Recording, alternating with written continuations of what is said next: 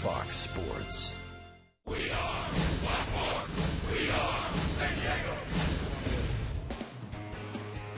Well, the rains of last night and this morning clearing at midday, and Justin Upton and the San Diego Padres ready for Game 2 against the Washington Nationals.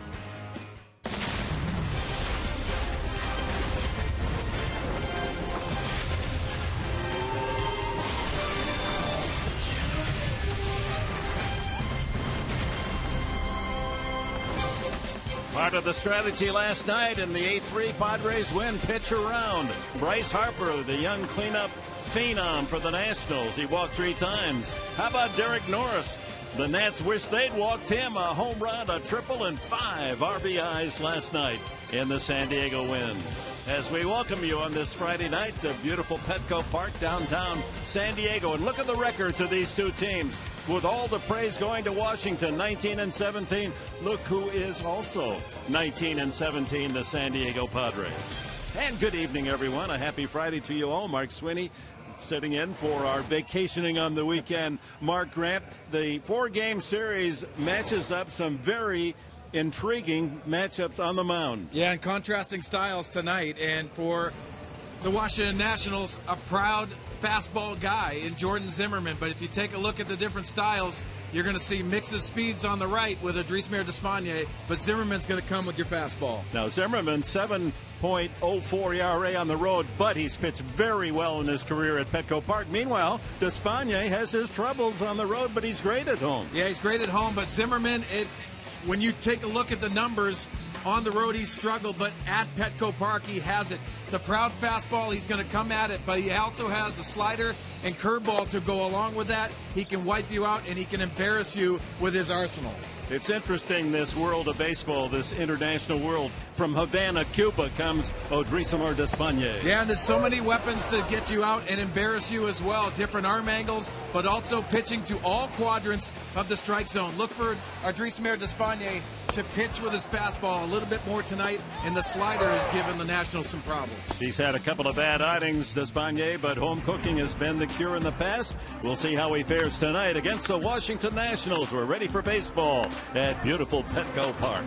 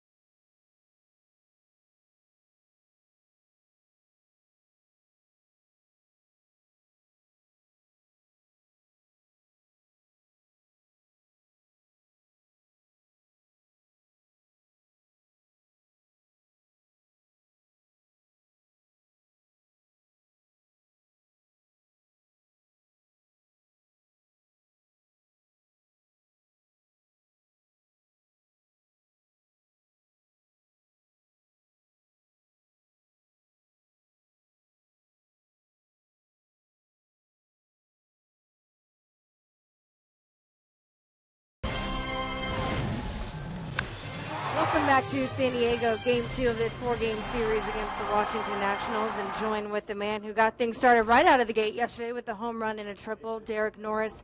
After that hour and 50 rain delay, I know every guy is different, but you came out with so much pop at the beginning. How did you keep yourself loose and warm with maybe not trying to expend too much energy during that break? Well, it was just kind of a waiting game. You know, there wasn't really a time slot that we were looking at. We didn't really know how long the storm was going to hang around. Just staying loose, you know, going to the cage, taking 10, 15 swings, just making sure the muscles are stretched out and just ready to go whenever they decide. In terms of dealing with Tyson, he had such a great night. Were you just letting him do his own thing, trying to also keep him warm as well? Yeah, well, I mean, I don't know what it's like to warm up, throw to one batter, wait an hour and a half, and go back out and do it again. But we were just trying to keep him in the strike zone. We knew that, you know, having that hour and a half off, we didn't know how he was going to react to that amount of time off. So just keeping him in the strike zone, keeping him on track, and just keeping him ahead of the hitters to where he didn't have to get his pitch count up too early. Finally, going against your former team, you got great numbers, 5 RBIs last night, another game where you had 6 RBIs. Is there anything different going against your old team other than maybe just knowing them well?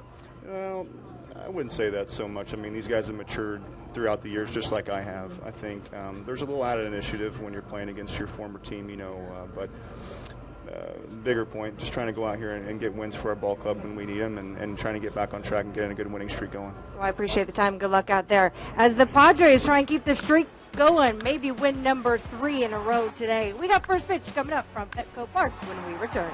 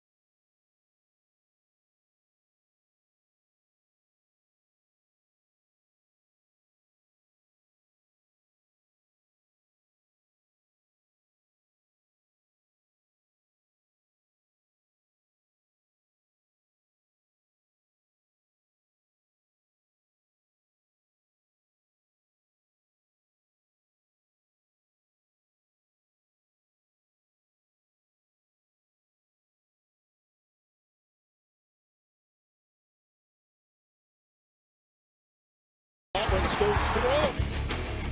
And Norris will touch them all. And he's hit another. Spangenberg goes opposite field. Oh, my, a home run and a triple. Swing and a miss, strike 3. Boy, a big out for Odrisamer Despaigne. And with that win last night, the Padres with a modest 4-game winning streak here at home.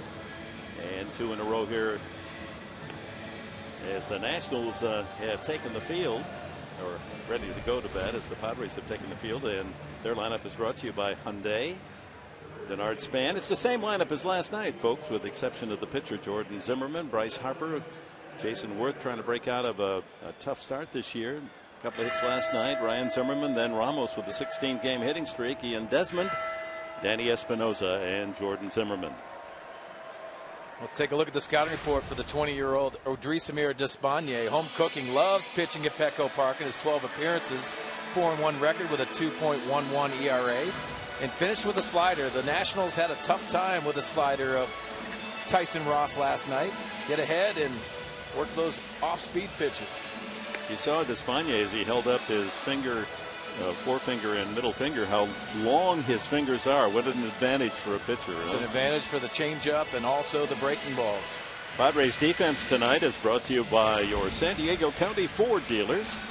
Upton, Almonte in center field, and Kemp and Wright. Around the horn, Middlebrooks, Barmas, Spangenberg, and Solarte. A new look infield there. Haven't quite seen that formula from Bud Black. And behind the plate, Derek Norris. You hit a home run, you're in the lineup the next night for Bud Black. So Spangenberg and Norris with that role tonight. Cool evening, clear skies. Rain stopped about midday, just after noon. Nice shower last night. This drought parched state of California and Southern California, much needed watering.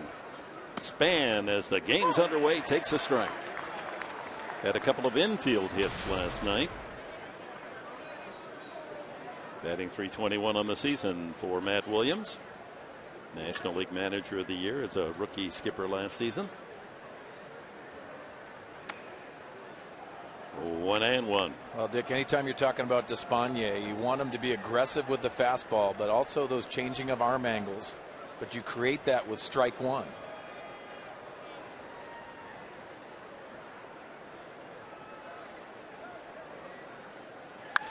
Line drive, left field, base hit. Upton has to play it on a hop, and Span gets the Nationals off on the right foot.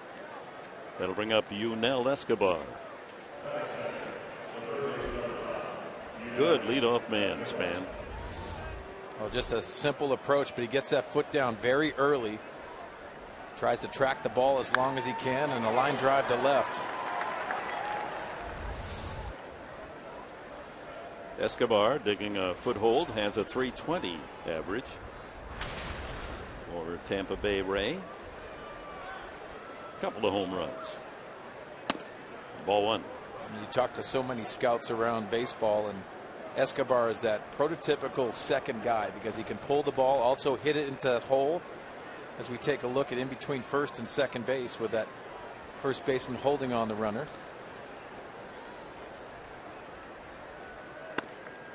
That's a strike, a late call by plate umpire Pat Hoberg.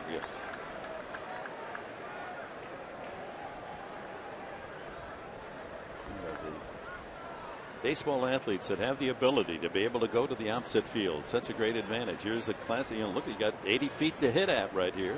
And if you can go to right field, pick up a lot of base knocks.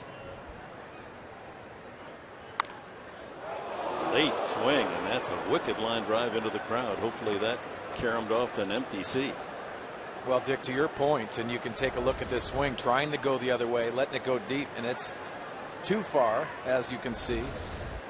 But those, you see the defensive shifts so many times in the game now. Now, if they play you up and even, that gives you confidence because you know you can go to all fields. It's a compliment. Another foul out of play. That's the curveball from Despaigne. A little easier chance for that souvenir. A couple of Padre fans have that Oregon Duck well covered. He's waiting for Quackenbush to come in quack, and late innings.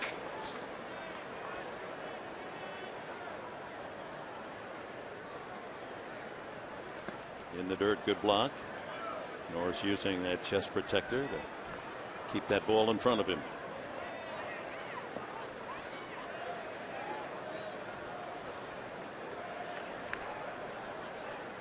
So each team with 19 wins, each with 17 losses as we begin play on this May 15th.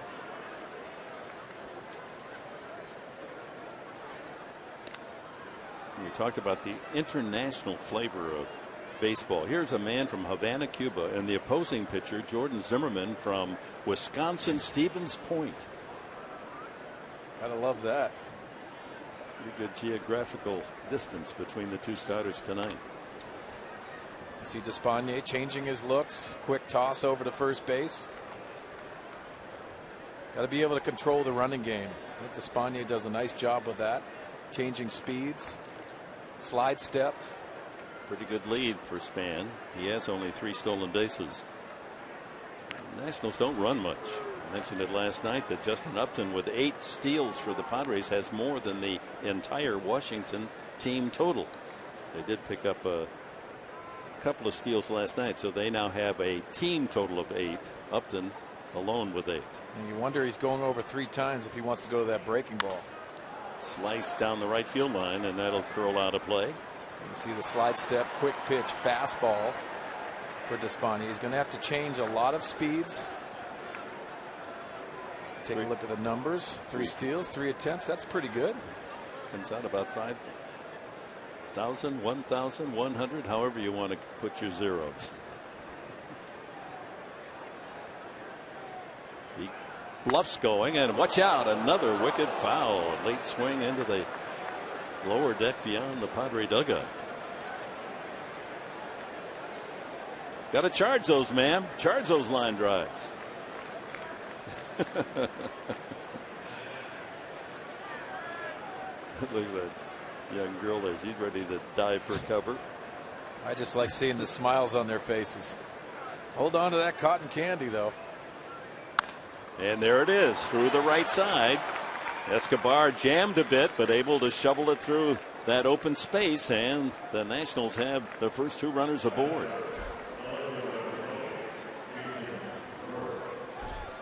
It's hard to figure the Jekyll and Hyde season of Despaigne home and away. Brilliant here at Petco and struggling desperately on the road with a 5.80 ERA. So 2 on, no one out to the big boys, Jason Worth and Harper and Zimmerman.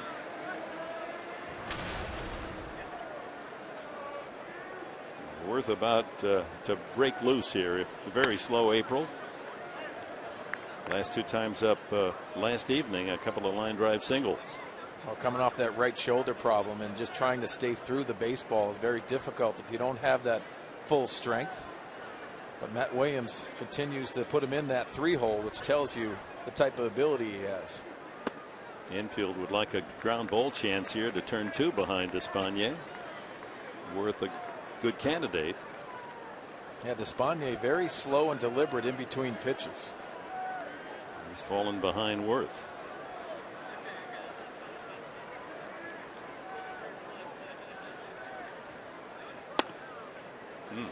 That's a pretty good pitch, but 3-0 the call.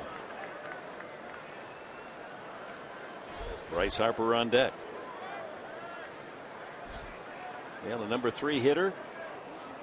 You always have to consider a green light on 3-0.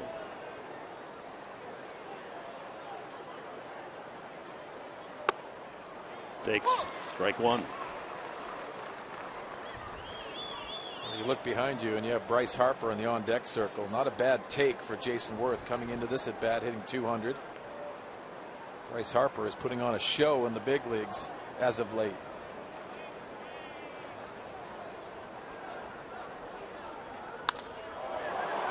Line drive center field, and playing it on a hop is Almonte. He hesitated as if he thought at first he might be able to charge and make the play, and then pulled up and played it on a hop, and the bases are loaded on 3 consecutive singles for the Nationals. Well, one of the toughest plays is that line drive straight at you for the center fielder off the end of the bat of Jason Worth. We take a look at the swing, but for Almonte playing a deep center field, and he charges that ball and gives up on it, ends up short hopping him. Had he continued on the sprint toward the infield, he had a good chance to catch it, but he hesitated, and by that time he had to play it on the short hop. So bases loaded for the dangerous Bryce Harper. 0 for 2 last night, and he walked 3 times. National League Player of the Week last week when he hit 6 home runs in 3 games. 3 in 1, 2 in the next game, and then a solo walk-off in the 3rd game. You see the batting glove just on the right hand, the Michael Jackson look. But he has typically gone with no batting gloves as of late. He hit those 6 home runs in 3 games barehanded. Foul back, and it's 1-1. Well, with the numbers that he's put up, and pretty shocked that he has a batting glove on. It's a cool night tonight. You see the batting glove in his back pocket. But batting gloves are typical for feel of the bat. A lot of the guys that don't use batting gloves have a better feel. Just don't see it with all the advertising that's going on and the endorsement deals. Why not wear batting gloves? Ooh, up and in. That's under the chin. 2-1. Will Myers on that subject, of course, does not use the batting glove. The only Padre to do so. No, don't wake up the sleeping giant. Very close to hitting that front elbow.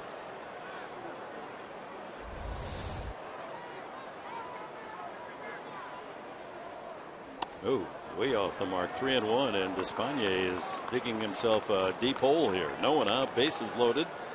Single span, Escobar and Worth, and now he has to throw a strike or throw a run. With Harper in the catbird seat, he can be selective.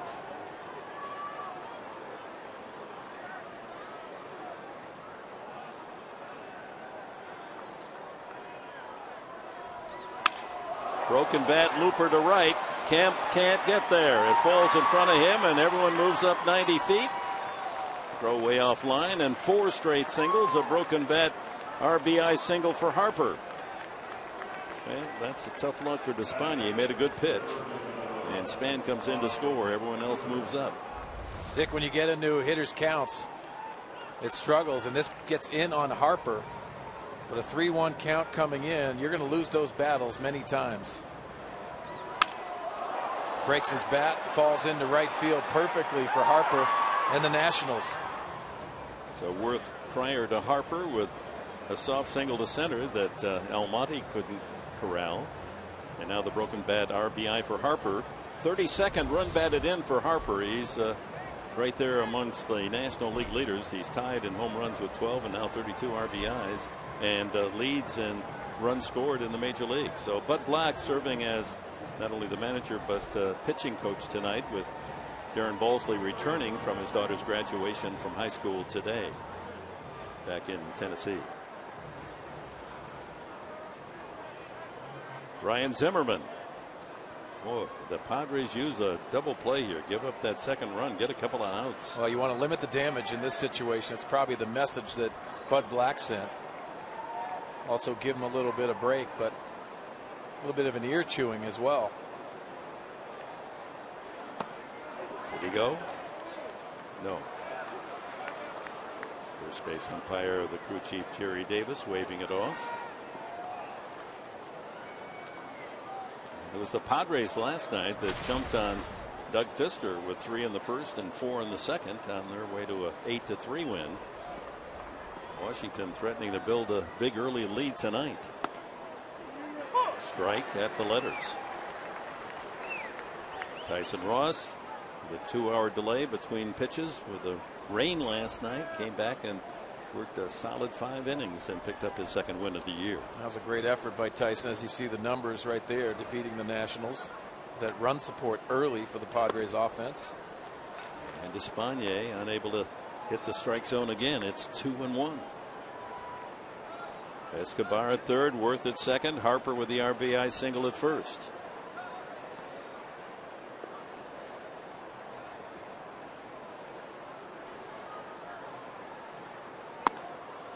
Three and 1. Oh, he's struggling. Yeah, when you're struggling in the strike zone, you're not going to get those borderline pitches, as you see the frustration mounting on Bud Black's face. Of course, Despaigne getting the start tonight. Brandon Morrow on the DL with that shoulder problem. So 3-1. Fly ball slicing into the corner, and that'll be away from Kemp and into the seats. So this is 3 consecutive batters where Despaign's gone to a full count. Well, just wild in the strike zone. You see the motion, and sometimes it'll be rotational, but the body language for Despaigne, you have to pitch with conviction. Doesn't look like that early in this game. No one out, and he's offered 20 7th pitch coming up here in the first inning. And a bases loaded walk, and it's 2-0. Still no one out. Fans getting a little nervous here at Petco Park. That was a pretty good pitch, but again, when you're wild, you're not going to get the borderline, as Mark Sweeney so astutely has offered. Escobar scores. Worth over to third. Harper to second. Zimmerman with his 26th RBI. And here's Wilson Ramos with a 16-game hitting streak.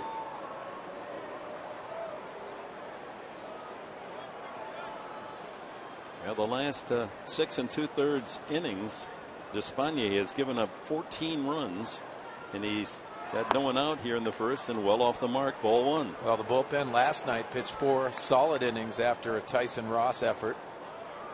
So for Despaigne, he needs to right the ship here, because very difficult in the first inning trying to make a pitching change. That could change the whole series around. Swing and a miss. Got a little extra on the fastball, 93. And who would be the long man now that Despaigne, that's his role?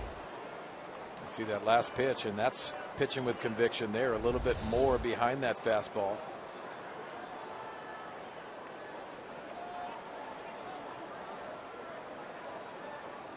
So the hottest hitter for the Nationals at the plate in Ramos. And there's a ground ball to third. There's one back to first base. A double play. Middlebrooks, Spangenberg, Solarte, the combination on the 5-4-3 double play. Another run scores. Worth comes in to make it 3-0, but a big 2 outs for Despaigne and the Padres. Well, you got to credit Will Middlebrooks for making an accurate throw. This is not an easy play, as you can see, in between hops and in between steps, and a good turn by Spangenberg. You can see the good feed, the accurate feed, and then the throw on to first base. No RBI on the double play for Ramos. And with 2 outs, here shortstop Ian Desmond. Never shortchanged Desmond. For the way he swings, it's kind of surprising he has only 2 home runs this year. Yeah, an interesting night last night. The first inning, his first at bat, he ends up singling to right field. Then he looked like he wanted to go turn and burn night. Looked very awkward in his at bats.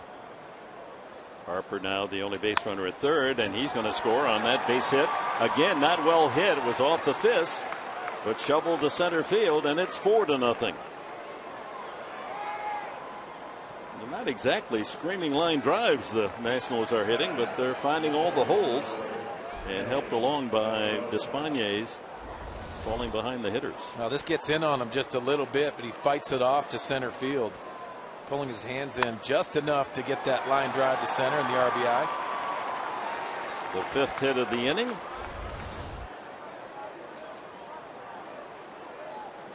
So Span, Escobar, Worth, and Harper, 4 consecutive singles, and all 4 have come in to score. 8th man to bat in the inning, Espinosa. Switch hitter. Better average by far right-handed, but more power left-handed. All his home runs from the left side.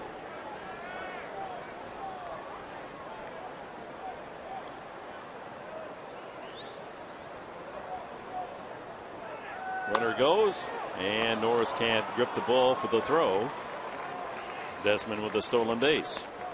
Well, it's almost like he forgot about Ian Desmond on first base. The high leg kick. The concentration level is not there for Despaigne. First stolen base of the season for Desmond. It wasn't necessarily a high leg kick, but a slow leg kick.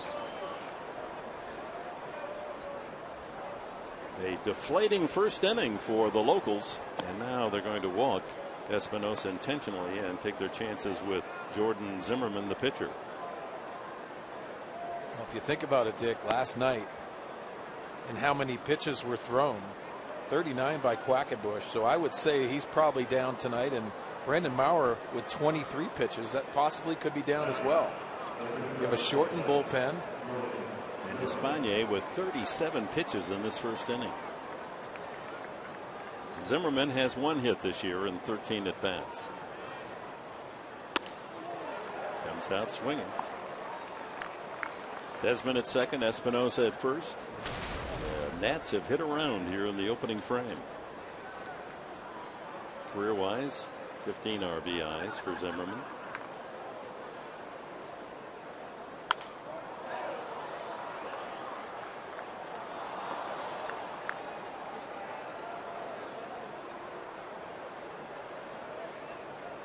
Finally, he's ahead of a hitter. 2 strikes on the pitcher.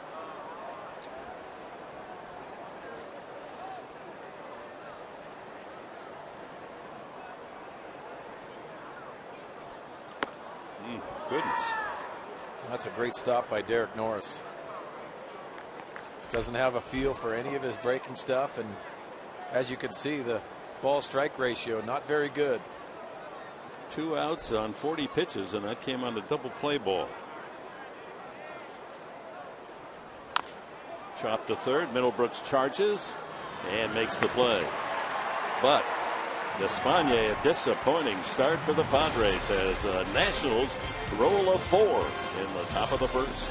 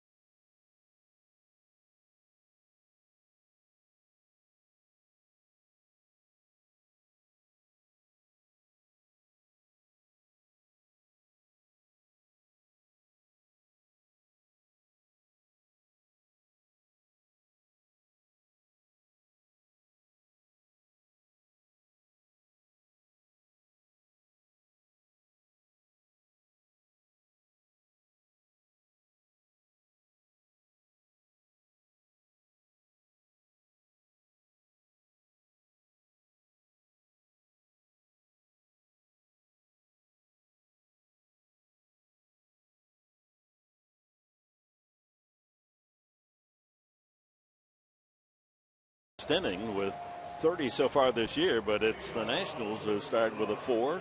And here is the San Diego lineup brought to you by Toyota. Spangenberg with a couple of solo home runs last night. Back in the lineup leading off.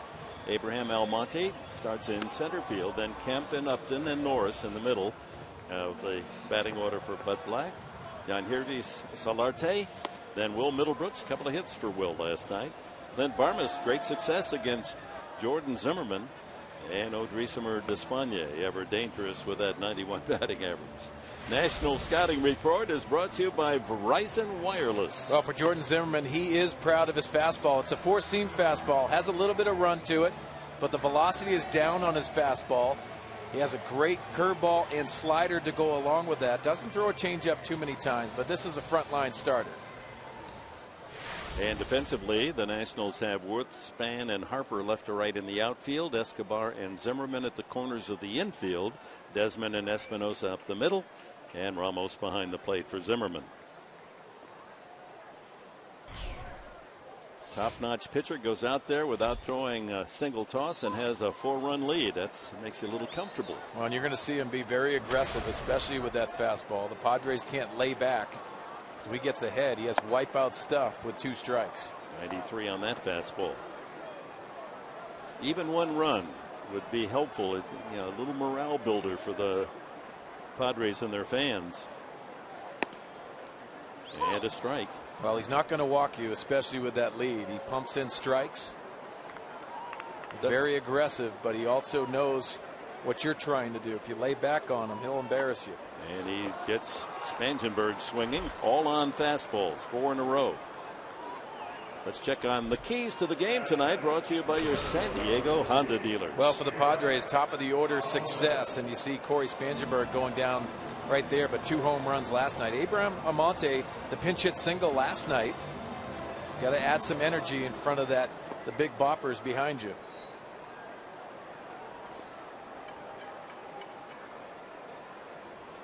Only 12 at bats for Almonte since he was recalled from El Paso. Filled the void left by Yonder Alonso's injury. Well, Dick, anytime you get opportunities in the game of baseball, you have to capitalize on them. You work so hard in AAA, and you feel like you're never going to be back in the big leagues. But when you get that call and you get some starts, you got to capitalize on it. Squares as if to bunt and almost hit by the pitch. 2-1 the count. You mentioned Zimmerman with the lead is going to throw strikes. He does that anyway. He was the stingiest of any National League pitcher last season in bases on balls. He barely will give you one a game. Pounds the strike zone. 94 on that fastball. He's 28. 6'2", 223 pounds, a native of Wisconsin. Loop to left center. That could fall. Span can't get there. And Almonte has a single to left center field. Guess he was watching the Nationals and how they were recording hits in the top half of the inning. No line drives, but finding the grass. Well, scratch off the no-hitter because Abraham Almonte pulls his hands in on this up and in fastball and lays down nicely in center field. Continues his hot streak with that pinch hit last night in the 6th inning. Matt Kemp. Talk about horses for courses. Well, Kemp and Petco have gotten along rather nicely. Thank you. A .321 lifetime average here. And he takes outside ball 1. Yeah, looks like the cleanly shaven Matt Kemp as we take a look at him. Not with that big beard that he had at the beginning of the year. But last night looked very much improved. And that's a made-to-order double play ball. 6-4-3. Sharply struck, but right to shortstop Desmond. Over to Espinosa, on to Zimmerman. 6-4-3 for the Nationals.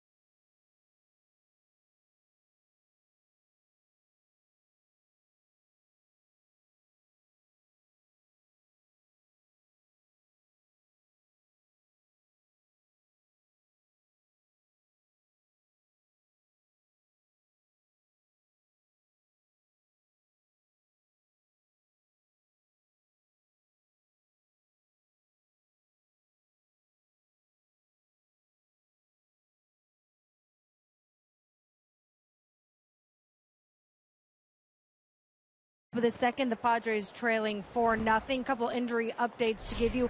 Will Myers, who's not in the lineup today because he's dealing with some left wrist tendonitis. They're hoping that he will be back on Tuesday. Had a cortisone shot yesterday. Is without the brace today, so that looks like good news. They hope to have him back against the Cubs on Tuesday. Also, Josh Johnson threw a bullpen today. His first one since throwing a simulated game back on April 28th. If everything feels good after that, when he wakes up tomorrow, he should throw one in the next couple of days. Remember, they shut him down for a little bit because of some tricep tightness after that simulated game back in April, guys. Boy, he's throwing Andrew Kashner moss there. Huh? Yeah, how about that salad? Thank you, Chris. Well, that's good news. Breaking ball and falling behind Span, 2-0. Span started the game with a sharp single to left field. It was the hardest hit ball by the Nationals in that first inning when they collected 4 runs on 5 hits.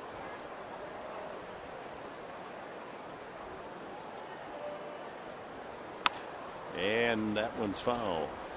Skids past Bob Henley, the coach at third. You know, Dick, I had a teammate, Todd Stottlemyre, and I asked him, hey, what happens when you give up runs early in the first inning? He said, you know what? My challenge the rest of the game is to shut them out. I have to put up zeros. I have to give my team an opportunity to come back and win this game. So for Despaigne, it's exactly his mindset moving forward. I'm sure he had a little tutoring coming from Bud Black. Well, the Padres were hitting. This one chopped to second, and Spangenberg throws out Span. 1 away. So, you know, if I had been a good talent, I could have played first base, and then Span would have hit the Spangenberg. Enberg, get it, over to first base? I'm glad you're putting that together. Never mind.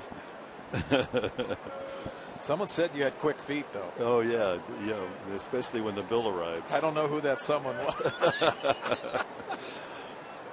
Yunel Escobar to right field, and Kemp has to hurry and just does get to the line and make the catch.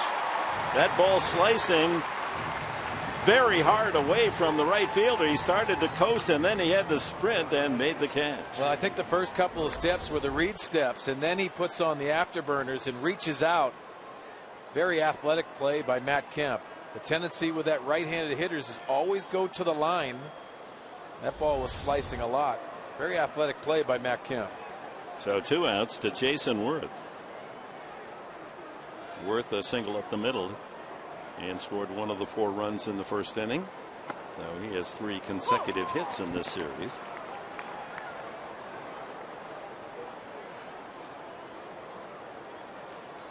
Building his average from under the Mendoza line with a .290 mark in the last 8 games. He went around. 2 strikes on Worth.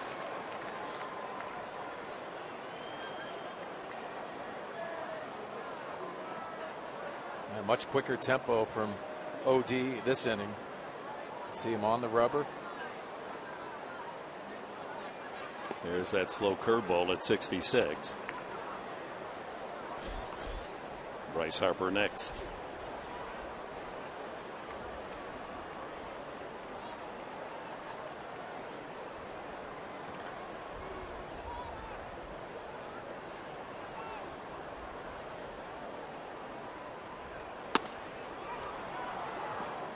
Two and two. Well, tomorrow it's an earlier start, 5:40. We'll be on the air at 5 o'clock here on Fox Sports San Diego. Another outstanding pitching matchup, Cashner against Scherzer. Well, he jumped in front of Worth 0-2, and then 3 pitches well out of the strike zone, full count. Well, hasn't thrown the breaking ball for a strike, so you could try to eliminate that if you're the Washington Nationals hitters. You're saying he's sitting on a fastball here, Jason Worth? Why not? Because you still have time to adapt to that breaking ball. Ooh, that one really hit Worth. Where? My goodness. Into the wrist. Oh, those can be so dangerous, and boy,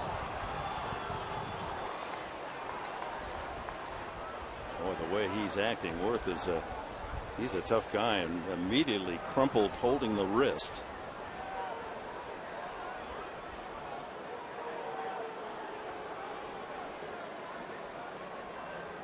As you had mentioned earlier, he's been plagued by injuries from spring training through the start of this season, and last year as well. This ball just keeps on running in, as you can see. The 2-seamer looks like it's right off that left wrist.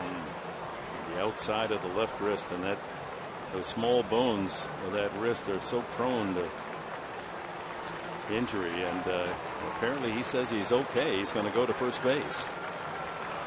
Yeah, you commit to swing and you open up right there, and you see the wrist guard on that left wrist. You probably missed that, as you can see him taking the slow walk to first base.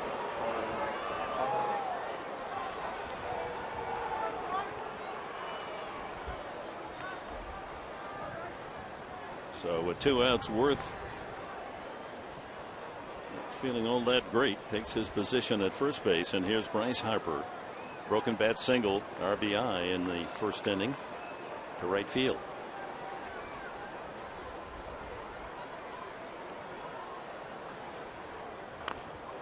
At this point of this game, second inning, the Washington National hitters must be coming up to hit, thinking, I better not dig in. This guy doesn't know where the ball's going. That's exactly right. Very, very wild in the strike zone, out of the strike zone, as you can see, in frustration from Bud Black, the manager of the Padres.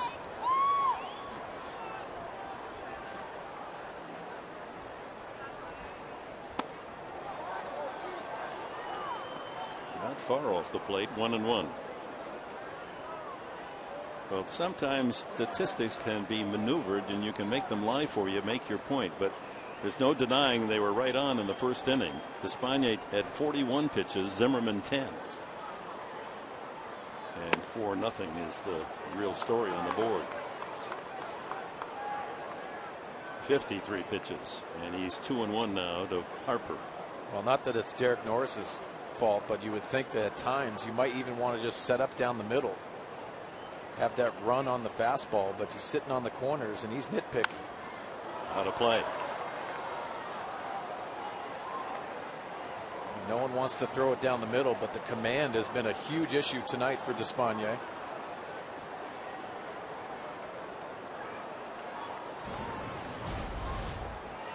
Last 8 games hitting at .500 with 6 home runs for Bryce Harper.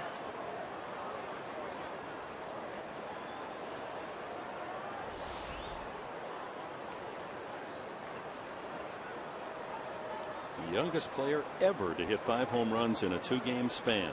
Youngest ever. 22. Jam there. Mark McGwire hit 5 in 2 games, but he was 23 back in 1987. But this man is the youngest ever. 5 home runs in 2 games. How does that sound to you? Well, he's got a lot of talent, first and foremost, but he's learning the game still at age 22. Just loves playing the game, and you could see has that intensity as well. Eyeballing this 2-2 pitch, and another full count. By the way, Worth broke that same left wrist that was hit by Despaigne 3 years ago while making a sliding catch. Remember? I do. You know, injury problems have plagued Jason Worth his whole career. The shift on, 3 on the right side, and the full count. Worth is off with the pitch and foul back toward us. Out of play.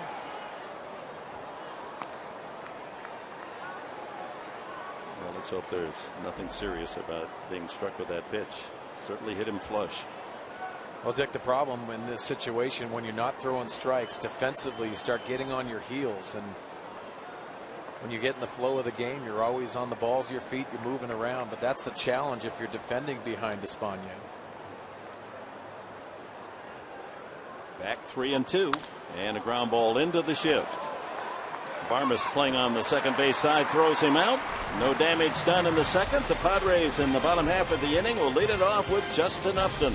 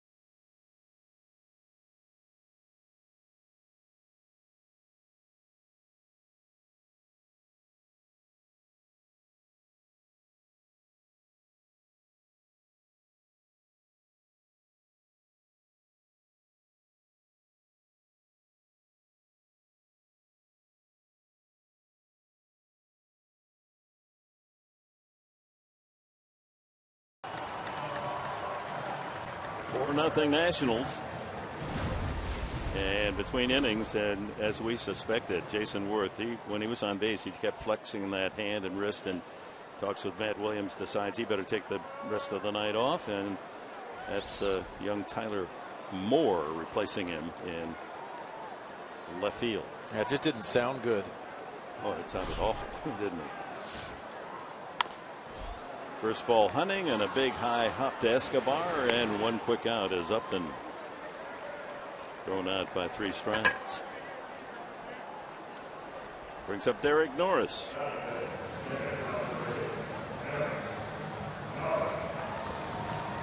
And our Ram Trucks tools of the trade tonight.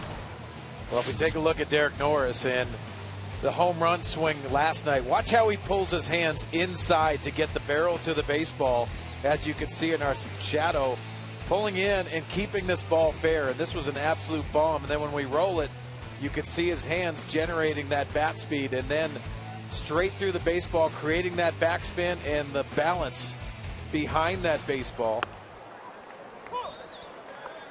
He continues with the extra base hits, but last night a big home run for the Padres. And his .304 average is the best for a Padre that's active. Alonso's .333, but on the shelf. He was drafted by the Nationals back in 2007, a 4th-round pick, and then traded to Oakland in the deal that brought Gio Gonzalez, the left-handed pitcher, to Washington. And maybe in the back of his mind, most players, when you trade your way, they don't forget that. They like to do some good hitting against the former club. It's funny you say that, because you're always going to hear them say the right thing. But yes, in the back of their mind, they never want to get traded. And that's motivation. And a line drive. There he is, continuing his hot hitting against the Nationals. Goodness. 7 for 13 against Washington pitching. Well, obviously, he's just comfortable in the batter's box. And like we touched on, the motivation, but this breaking ball that stays over the middle of the plate, and returning it where it just came from. Yeah, that's that balance that we just touched on, our tools of the trade. He's locked in. Solid base hit up the middle, and that'll bring up Jan Solarte. Solarte hitting .277 overall, but from the left side, batting .325.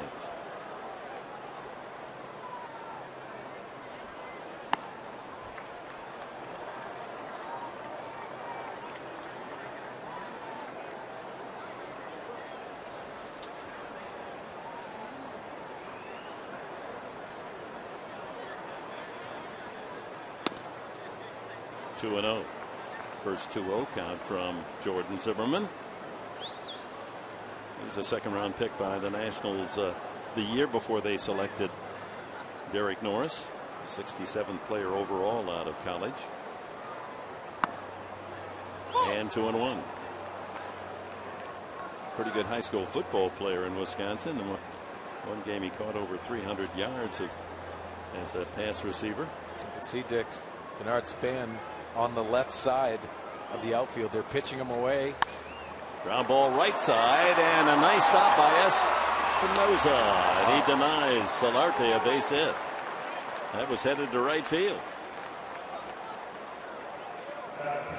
Norris moves to second. Middlebrooks the hitter.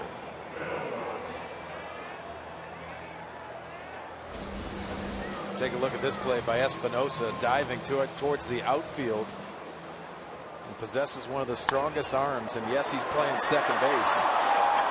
That's an athletic play and a good one. It's a big run out there for the Padres. Try to chip away at the 4-0 early lead of the Nationals. Middlebrooks, 4 home runs on the year, a couple of base hits last night, his last 2 times up. Off the head of the bat. A breaking ball, and cued that foul.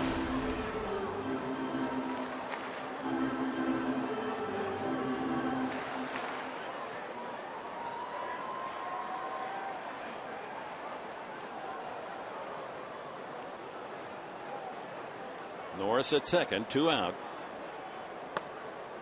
And a strike, 1-2, right down the middle. Fastball at 94.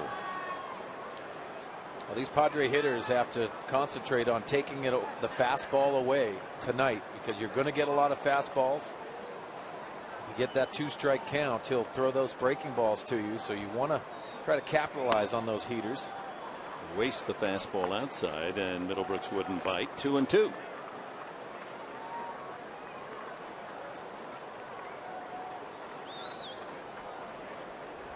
There's Mark Kotze, the hitting coach to the right of Bud Black. Done a nice job in his first year. He has indeed.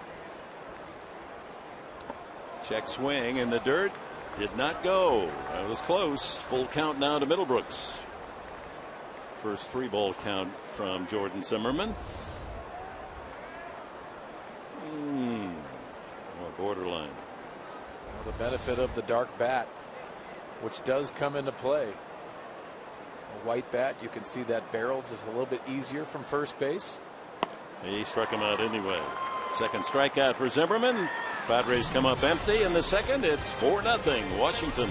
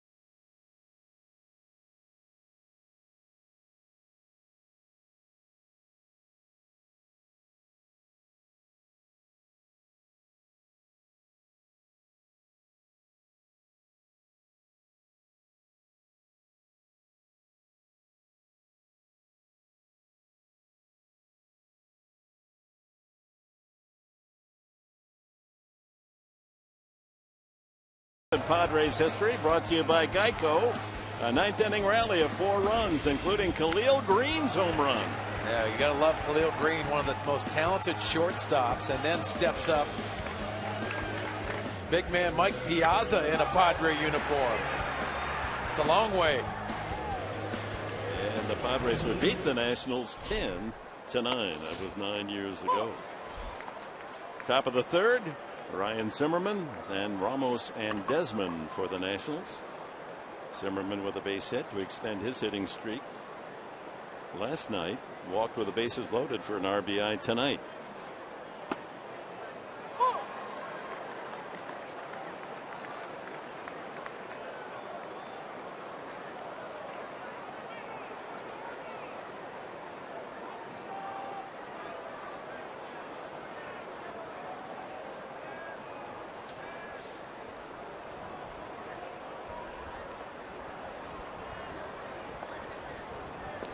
Two Zimmermans in the game for Washington. Sounds like a suite in a Munich hotel. Zimmerman and Zimmerman.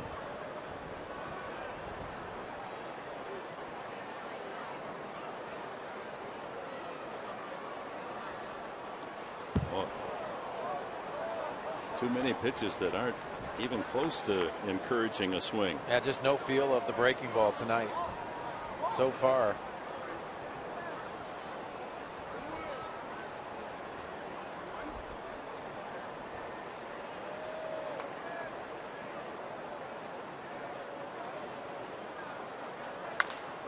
Chopped up the middle and into center field for a base hit.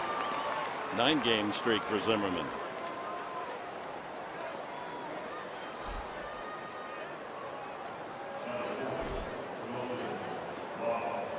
looking at the April-May performance of the San Diego Padres the last 5 years. 2011, 7 under 500. Tough 2012, 4 under and 13, 4 under last year. But on the positive plus column, up by 2 games over 500 this year. And still trying to find their identity this year. And that's a good thing. If you think about where they're at right now, I think a lot of people are disappointed because of the high expectations. But it takes a long time to get your stride and your identity for this club. And I think if Buddy Black looks at it, he knows his starting rotation hasn't been on point.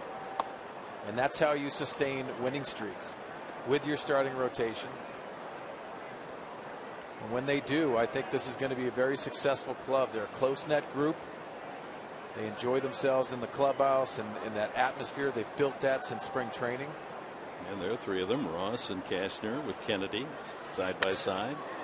Fly ball to right, dying in a hurry, and another blue pit. Kemp, quick throw, but not in time as Zimmerman had to play it halfway.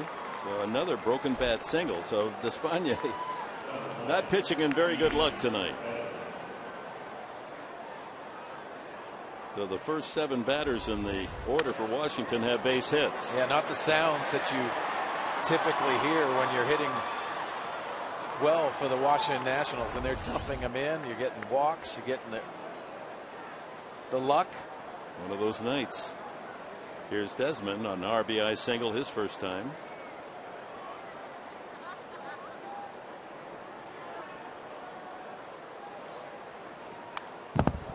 He laid that slider over the heart of the plate.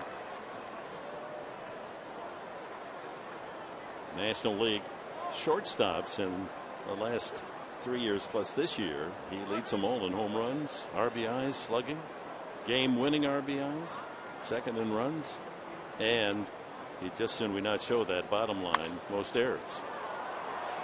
Well, and you know, this is a talented young man in his free agent year, but won the Silver Slugger Award 3 times. I'll tell you the type of talent that you have at a shortstop position. This is also a young man that turned down over $100 million contract, and he thought his abilities were a little bit better than that. We'll see. 2 strikes the count.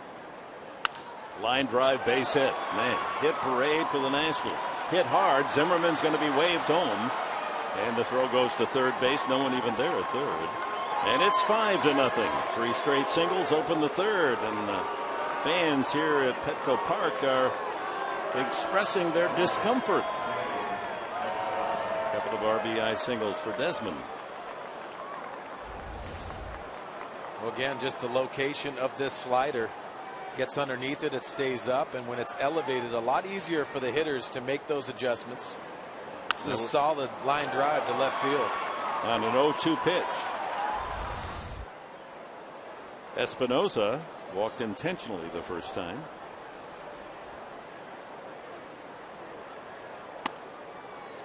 Ball 1.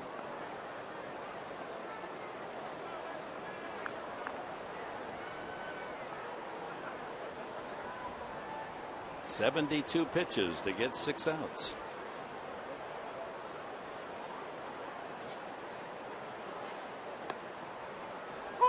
One and one.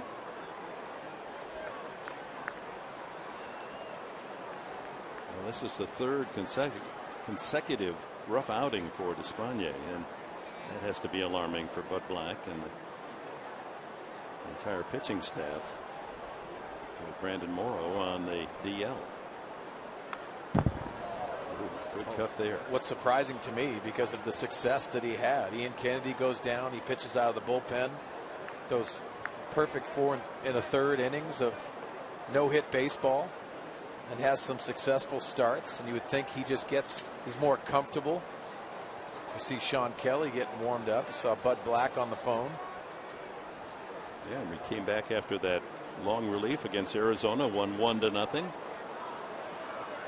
and then at Colorado, another win, 2-0, and then it fell apart.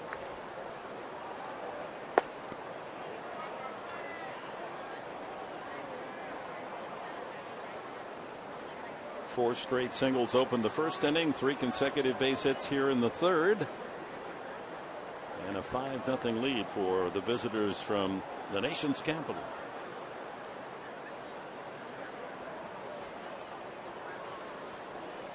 This is a Washington team came in here winning 12 of their last 15 games and 5 consecutive series, and another base hit that went into the right field corner. That'll score at least 1 and probably 2 as Kemp digs it out, and racing home is Ian Desmond on a double but thrown out at third for finally an out as Desmond trying to stretch that double into a triple. Meanwhile, it's an 8-0 game. Check that, 7-0. Well, again, that slow breaking ball that Espinosa just sits on, and a nice job of hitting and keeping this fair. He drills this, and it's a couple hops off the wall. Matt Kemp gets it in, and a nice play by Solarte, throwing Espinosa out at third base. The cutoffs and relays and an accurate throw in. Solarte throws him out at third base. So 9-3-5 as Espinosa. You don't want to make that first out at third base, but hey, they're hit happy are the Nationals and run successful. 7 runs on 9 hits here with just 1 out in the third. Despaigne pitching with the bases empty. That in itself has been unusual. Line drive into the left field corner. How far will that carry? Up to the base of the wall on a short hop. And into second base with a double is the pitcher, Jordan Zimmerman. And the fans have had just about enough of this shellacking that Despaigne is taking today. Well, again, just an elevated pitch to the pitcher. This ball almost gets out in left field. Short hops the wall. Justin Upton fires it in. And just late with the slide into second base for the pitcher, Jordan Zimmerman. And you can understand why Bud Black is not making a pitching change here, because Despaigne is due to hit second in the bottom half of the inning. He doesn't want to. He's going to use a pinch hitter. Doesn't want to use an extra pitcher as we go back to the top of the order. Denard Span. It's never a good thing when a hitter comes to bat 3 straight innings, the first, second, and third innings. And Span singled in the first, grounded out to second in the second. The only out made in this inning at third base as Espinosa tried to stretch that double into a triple. Well, Dick, you think about how hard it is to manage in the game, and obviously coming to the park today, they didn't think Despaigne was going to throw like this. They thought they'd get length with him, hopefully pitch deeper into the ball game. But now you have to manage not only this game, but manage for the rest of the series as well. That's a strike 3 called. A first strikeout for Despaigne. Span still isn't convinced that was a strike. Let's take a look at this pitch, and it's elevated in the strike zone, and Derek Norris pulls that down. Home plate umpire Pat Hoberg punches him out. On Fox Tracks, just on top of the strike zone. Yunel Escobar single to right and scored in the first, lined out to right. Kemp making a running catch into the right field corner the last time. It's a strike. Everyone in the lineup. We're in the third inning, and every National has a base hit, including the pitcher Zimmerman out there at second base with a double.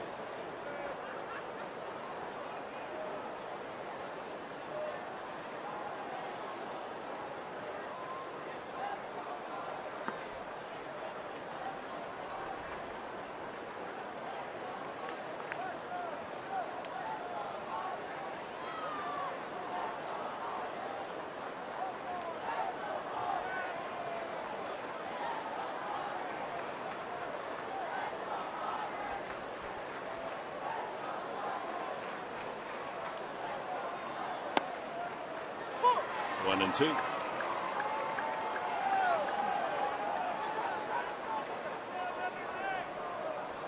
Well, the Padres last night with 3 in the first and 4 in the second. And the Nationals have answered with that same formula. A 4-run inning and a 3-run inning early. Just misses. 2-2. Padres with a 7-0 start on their way to an 8-3 win to open this series.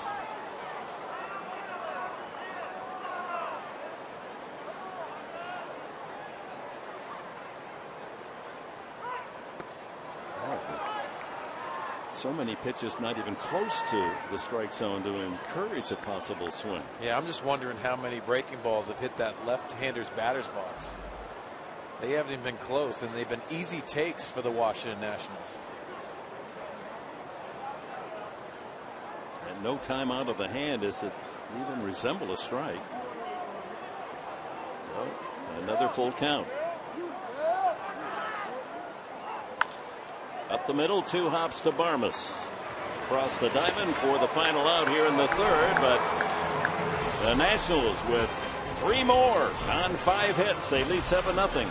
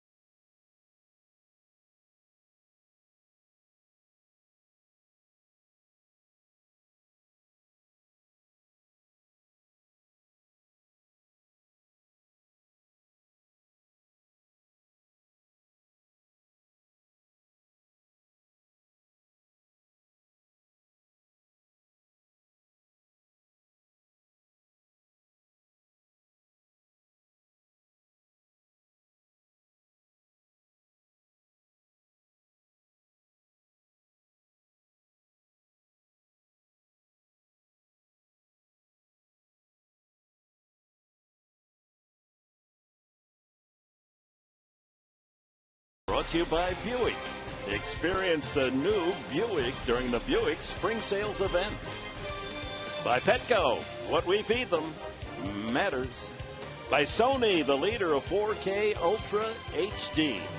And by Mercury Insurance. Log on to mercuryinsurance.com. See how much you could save. In the shadow of Mr. Padre Tony Gwynn, welcome back to Petco Park. Bottom of the third. Padres have a high mountain to climb tonight, trailing 7-0 here early. Clint Barmes in the pitcher's spot, and the leadoff hitter Spangenberg in the third against Jordan Zimmerman. And that pose tells it all. James Shields in the on-deck circle is going to be an early pinch hitter.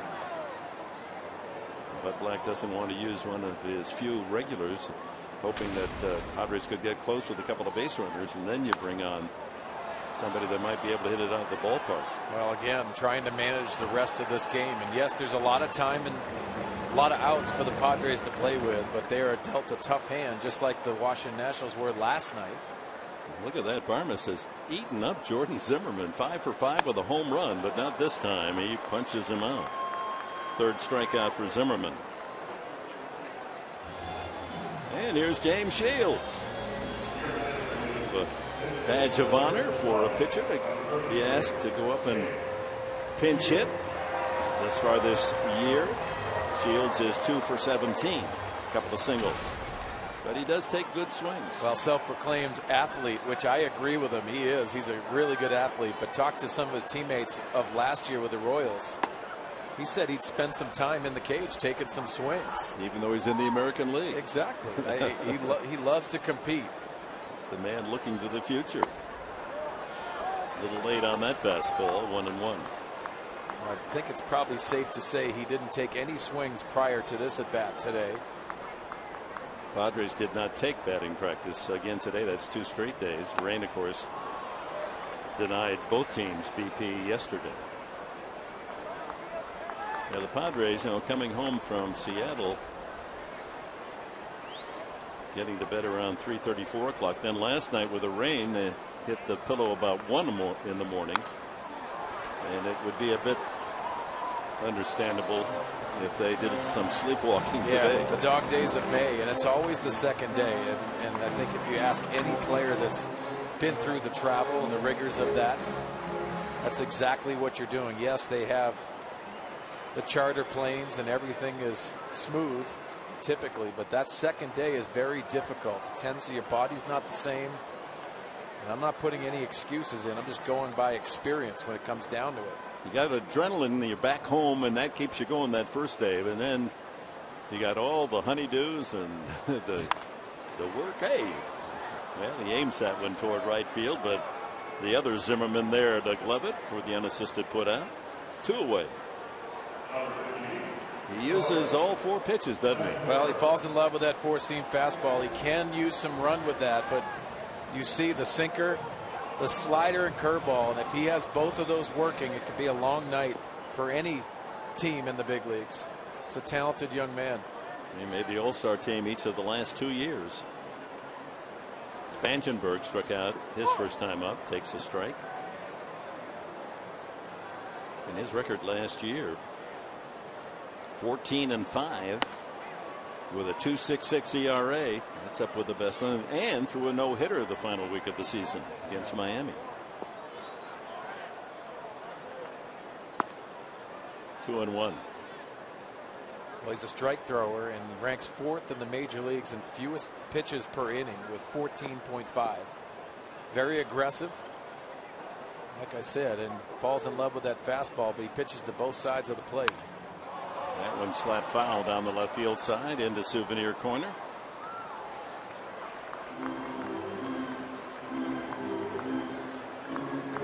After the rains of last night and early today have left, it's a clear sky, but a chilly night for us in May in San Diego, around 60 degrees. Another foul. You can see some of these foul balls from the Padres, especially on that fastball. He has that late life, which would cause you, it's a comfortable fastball as visually, but then when you take the swing, it has a little bit of late life in that strike zone. And Spangenberg caught looking. Fastball gets him again. 4 strikeouts for Zimmerman. We've completed 3, and the Nats lead by 7.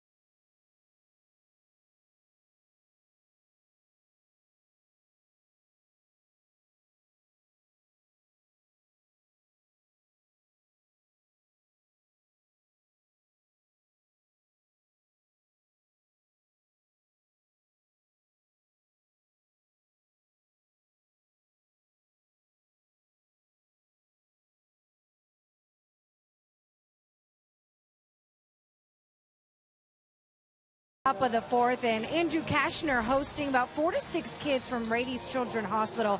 It's all part of his new foundation his family started, the Kashner Family Foundation. The hope is to bring joy and excitement to kids who are spending a lot of time at the hospital. So every homestand, he'll invite a few kids over to come enjoy a big league ball game, enjoy some snacks and some refreshments, and get a new t-shirt. If you want to donate to the Kashner Family Foundation, go to KashnerFoundation.org. All of this started after he spent a lot of time in the hospital watching his mother battle cancer twice now. All right, thank you, Chris. And of course, all these players have a favorite charity, and I think it's true throughout professional sports. There's a responsibility that they all feel. They get, many of them, very big contracts to give back. I agree. And it empowers them. I mean, every one of them say the same thing. It's the best thing. Giving back is the best thing I can do. It makes me feel empowered, makes me feel good. And Dick, a lot of people and a lot of those players down there that do give back to the community don't want the credit for it as well. And yes, you want to showcase that. And you look at Andrew Kashner, and job well done, because that's what you have to do. You have to give back to your community. It's so important. They back you to no end, and you have to give back. This is Tyler Moore batting for the first time in Jason Wuth's spot against the new pitcher Sean Kelly, and our pitching change is brought to you by El Cajon Ford. The last time out for Sean Kelly was Tuesday up in Seattle. We pitched an inning and a third. You could see the numbers, the high ERA, but on the disabled list, and seems to be ironing out some of the mechanical flaws that he had at the beginning of the season. Chopped on one convenient hop over to Middlebrooks, centers one away. You know, the ERA is tricky stuff when you're a relief pitcher. If you give up one run in one inning, your ERA is 9. That's exactly right. So you have one bad inning, and you've got to fight through a whole month to get that down to a respectable level. Well, I think the good ones definitely take away from their outing, in between each other. And that's very important. All of those good ones forget about their failures and just push on and try to make the adjustments and fit into the piece that and the opportunities that you're given. Like they say about NFL cornerbacks, you have to have a short memory. You got to leave that behind you and move forward. Bryce Harper grounded out and has singled in a run. Shift is on.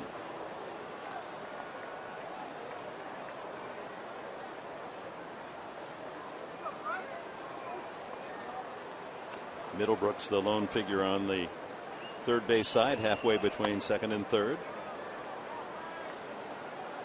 Padres pitching very carefully to Harper. They walked him 3 times last night, raising his total to 33 walks on the year, most in the majors. And he hits this one well to right field. Kemp looks up, he goes back to the wall, and it's gone. A Jack Deck homer. Bryce Harper has just hit number 13. So Kelly greeted, second man he faces, and Harper makes it 8-0.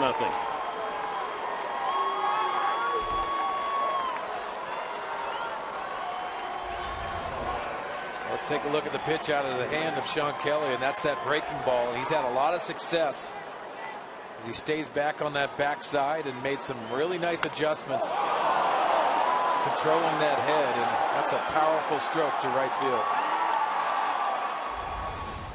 A high drive to right for number 13. Ryan Zimmerman with one out steps up.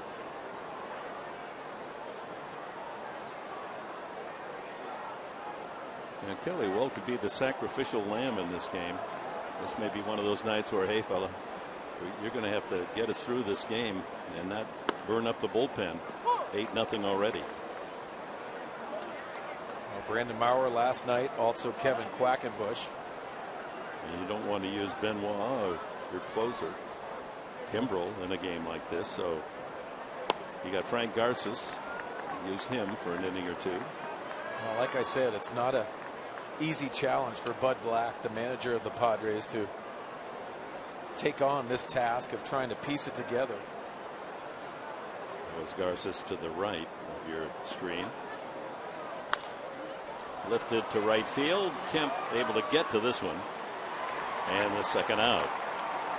Baseball fans, enter now for a chance to win a trip to the MLB All-Star Game on Fox for you and 3 of your friends. Upload 2 photos at foxsports.com/fantasticallstar now through June 3rd. And don't forget, next year, that All-Star Classic in July will be held right here in our great city. That's going to be so much fun. We'll put on a great show. And ticket holders that are in the premium seats already can start signing up for make sure that they've got their All-Star tickets. So check on the Padre line to make sure you're not left out. What a perfect place for an All-Star game. Early July. I don't think he's going to be an upset player. Another Ramos, and the play made by Kelly for the out unassisted, but another run on Bryce Harper's 13th homer of the year. It's 8-0 Nats.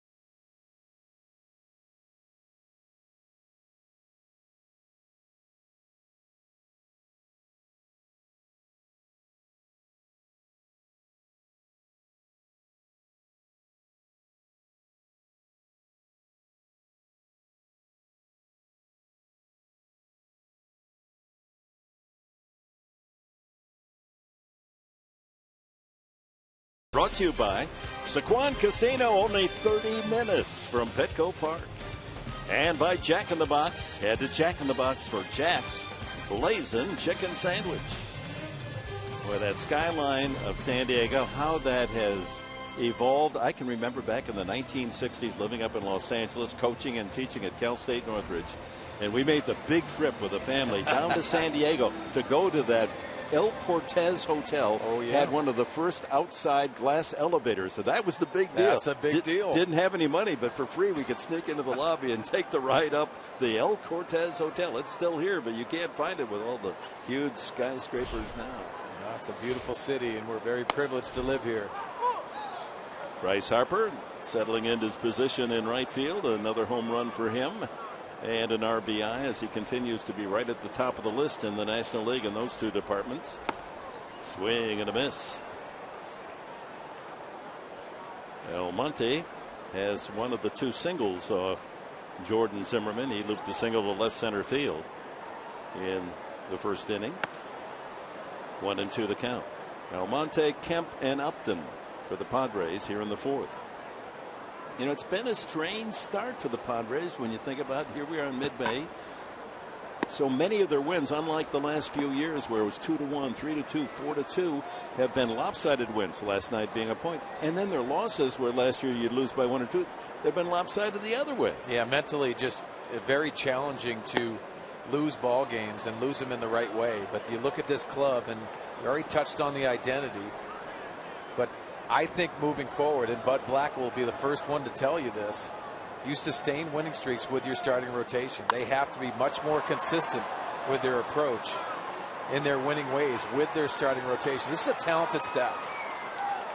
We all know this, and it's not just only the starting 5. It's the talented bullpen as well. Almonte skies that one to the shortstop Desmond for the first out. That'll bring up Matt Kemp.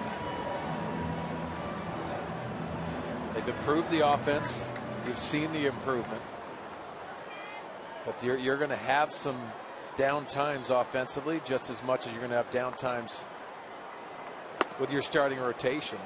But you put it all together, that's when you get in those winning streaks. And I think James Shields and Tyson Ross, all of these guys have a handle of what they have to do moving forward. And thinking ahead to moving forward to tomorrow's game with Cashner going 1-6, even though he's got a terrific ERA, just no run support against Max Scherzer, one of the best pitchers in the league. 2-1 now to Kemp. And then on Sunday, Military Sunday, it'll be the U.S. Coast Guard that we salute on this coming Sunday. It'll be Kennedy against Strasburg. And of course, Steven Strasburg 2-4, trying to get his pitching act together in front of the fans of San Diego and San Diego State. Oh, you know what you're up against when you talk about the Washington Nationals. Arguably, we touched on this in our pregame show today, how talented this Washington Nationals pitching staff is. Whoa, a walk. Headlines hold the press. Zimmerman has walked a man. He doesn't do that very often. And we want to remind you to guarantee that opportunity to purchase tickets for the 2016 All-Star Game. We brought that up here at Petco Park. Here's what you do. You become a Padres season ticket member at the gold or platinum level. Do it today and lock in your chance to get tickets to this great game upcoming. It's highly anticipated, as you can imagine, and tickets will be precious. So visit Padres.com/membership or call 619-795. You know the rest. 5555.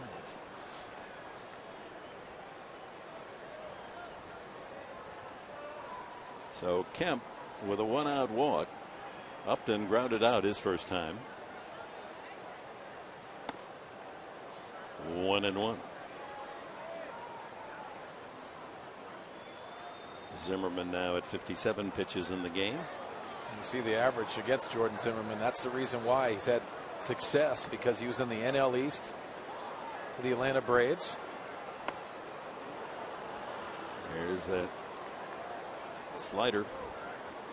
Good movement on it. Well, he hasn't had to go to it too many times, but with the power element of Justin Upton right on that edge from our Fox Tracks by Southland Technology. While we have a chance, I'd like to examine the rest of the game about pitching tendencies and how you as a hitter would try to look for a tip, look for something that they might be giving away. But when you get someone like Zimmerman who has 4 different pitches, throws them all for strikes, you know, how do you pick one out? Well, Dick, you're always going to try to eliminate certain things. And high in the air, got plenty of it, but straight into the sky, and Span makes the catch. So much of this game now is on scouting reports, also film study.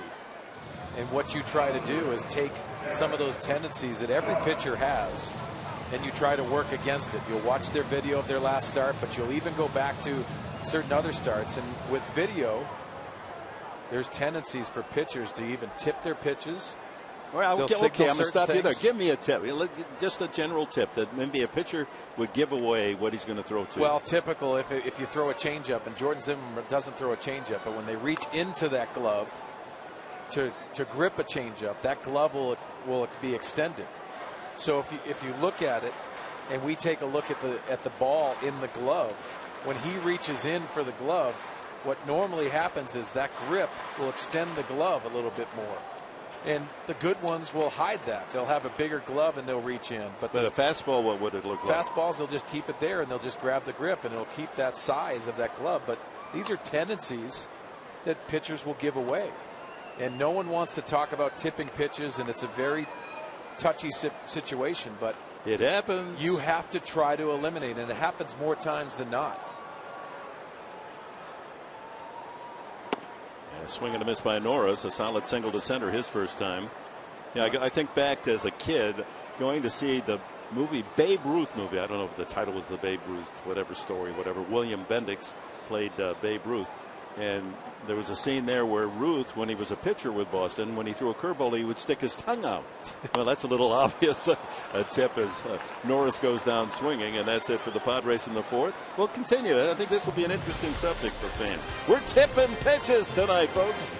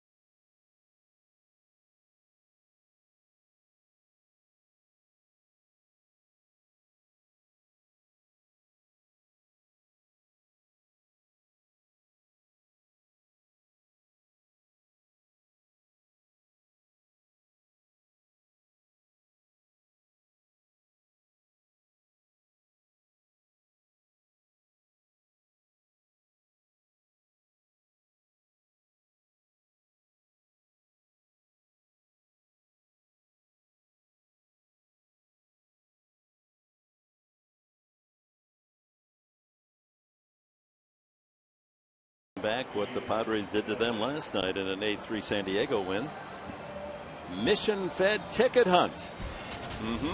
Follow Fox Sports San Diego and Mission Fed on Twitter.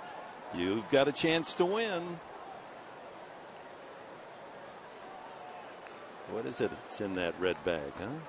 A lot of goodies in that bag. Nothing like gift bags, huh? Yeah, I love gift bags. So does Pomerantz. Mike Pomerantz likes gift bags. If it's free, take 3. That's the sportscaster motto. Desmond Espinosa and the pitcher Zimmerman to bat against Kelly. Kelly's second inning of work. Gave up the home run to Harper in the 4th.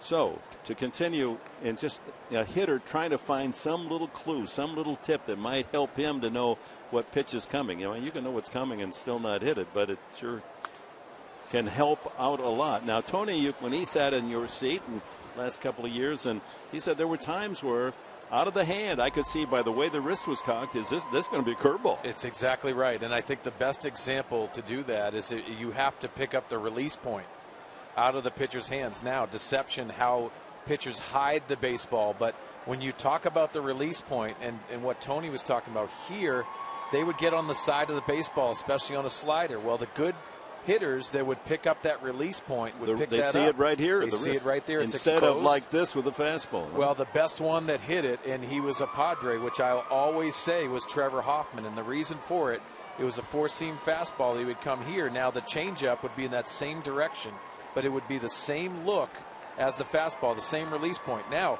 when you think about it, it's a release point here, and then if they vary it just a couple inches off, the talent at this level will be able to pick that up. Wow. And it's either a take or they know it's going to be a mistake. Good stuff. 2-2 and a swing and a miss, and down goes Desmond. That's the first strikeout for Sean Kelly. Now, Dick, to follow up on that point of especially Trevor Hoffman, predominantly he was a 2-pitch pitcher, the fastball changeup, and he had great command. As we take a look at the retired number of Trevor Hoffman, the future Hall of Famer. Let's hope so. But he embarrassed guys because you could not pick up a difference on his fastball changeup. But his change, you had to guess, and that's not a good thing. No. And like we talked about the previous inning, a lot of pitchers give up tendencies, and they'll change their arm angle. That's what hitters pick up on. That's a strike to Espinosa, who has walked intentionally and doubled in a run tonight. Going back to those tendencies, and this will surprise a lot of people out there, but one of the guys that tipped his pitches that is a Hall of Famer now is Randy Johnson. Really? 2-pitch pitcher, predominantly fastball changeup, but he had a flat glove on the slider and an elevated glove on the fastball, but obviously racked up strikeouts and embarrassed a lot of people. So that tells you the type of talent.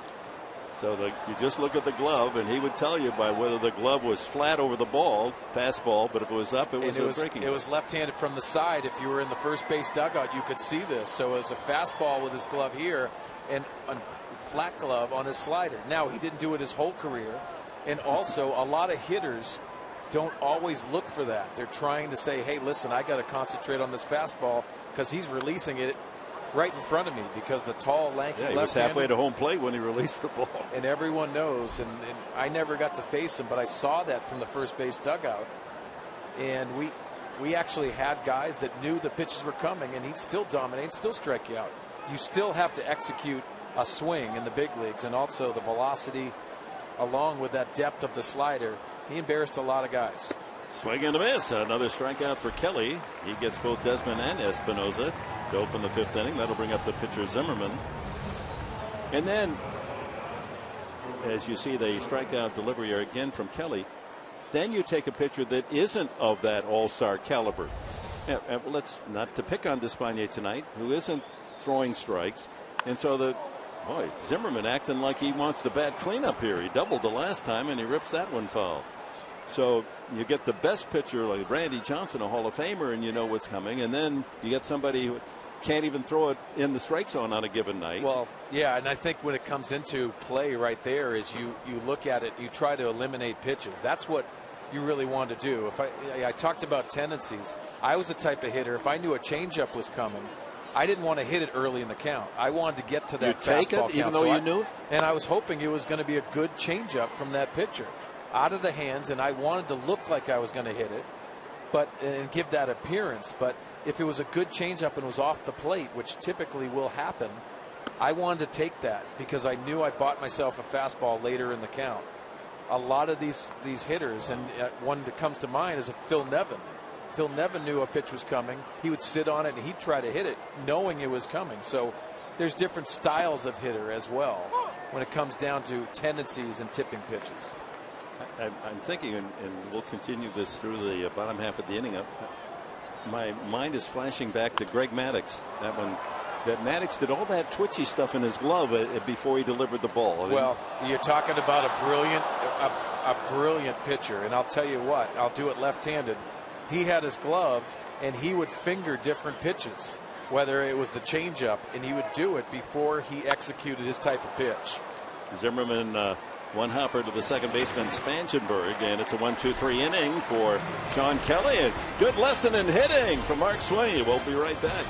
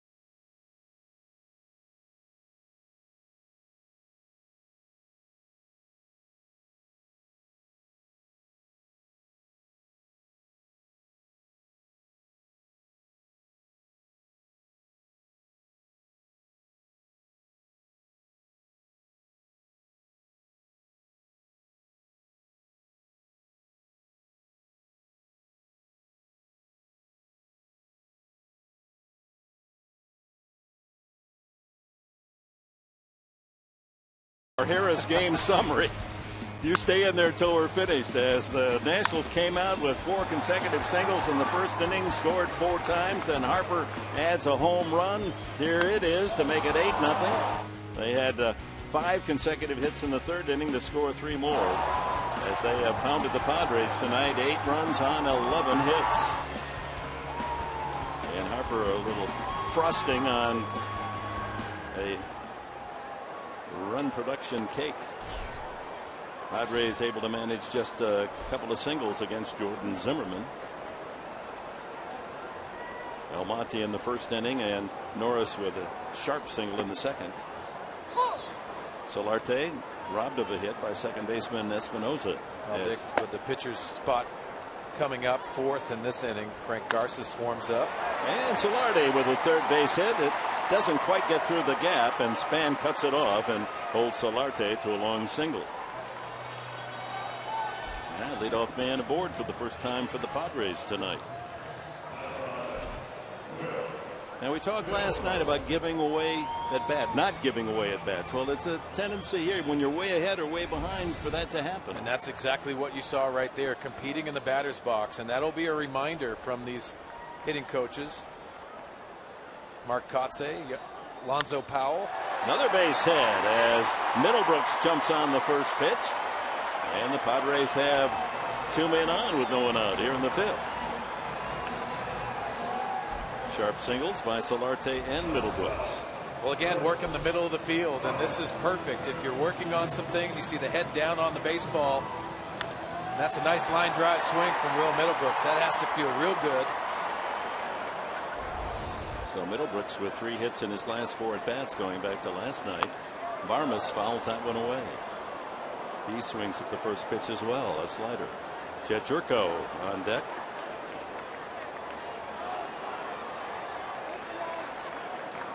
So Frank Garces warming up in the Padre bullpen. Looper to right center, falling for another hit. Bases are loaded. And those are the type hits that Despagne suffered through in the first and third innings. Well, how about Clint Barmes? 6 for 7 against Jordan Zimmerman.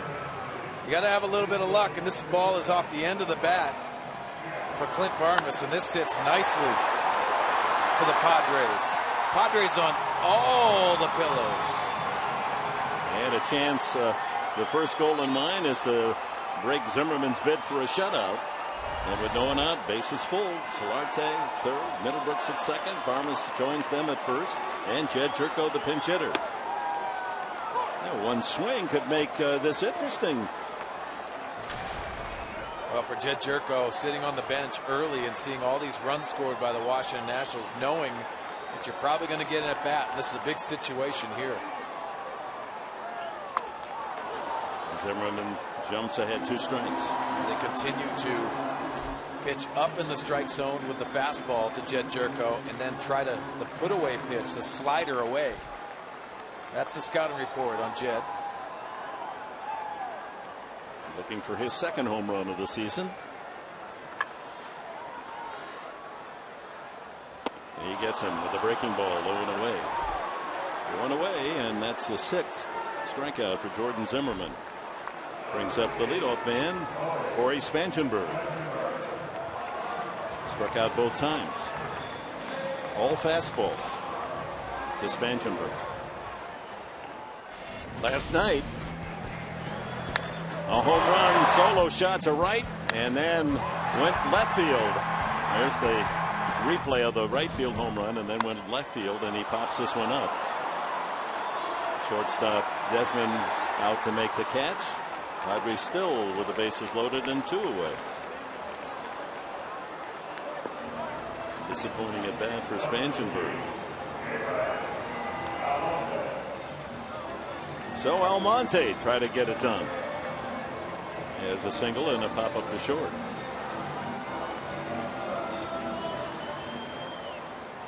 Now, just as hitters don't want to give away at bats, you think about Jordan Zimmerman, he doesn't want to give away runs. Exactly right. And this is a challenge. Okay, bases loaded now. Let's see if I can pitch out of this and maintain the shutout. So far, so good for him. Curveball drops in there at 81.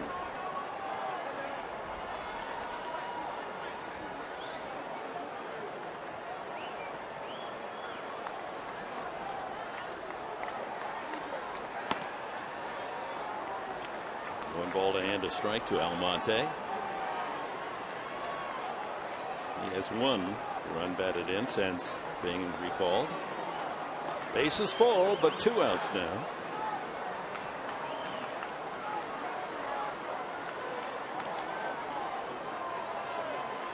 Huge gap, right center field. Tied him up with that pitch. Fastball. That four-seamer looked like it had a little cut on it at the end.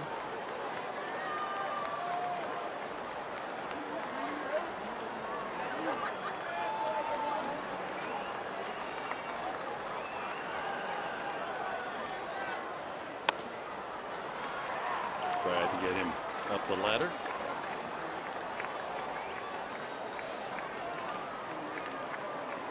Just as the hitter's trying to think, find a weakness, find a tendency, maybe a tip. Pitchers are thinking the same way.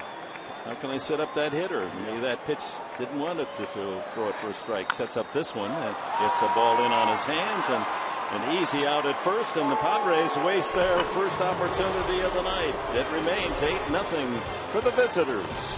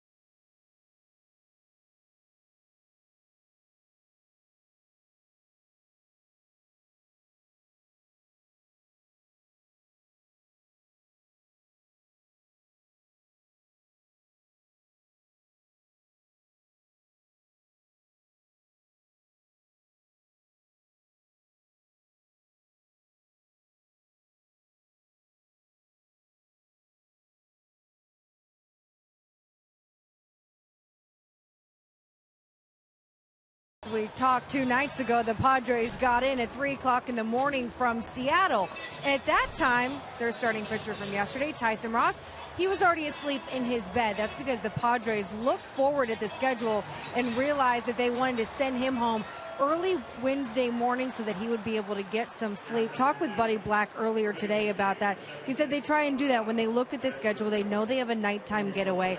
They want that starter for the next day to be refreshed, so they won't fly home on the charter. They'll try and send them home the morning before so that they can get acclimated to there's a time change, flying through different time zones, or at least be able to get a decent night's sleep. And Mark Sweeney, I was talking to you earlier about it. This sleep kind of studies for baseball has become pretty prominent throughout the league. It is, Chris, and thank you for that report. And I think the Boston Red Sox, if you think about traveling, think about how many Sunday night games they have and getting into the other, they're on the forefront of doing this sleep study, which is very important because 162 games, they're trying to get ahead of the curve when it comes to those studies. Pittsburgh Pirates still are doing it.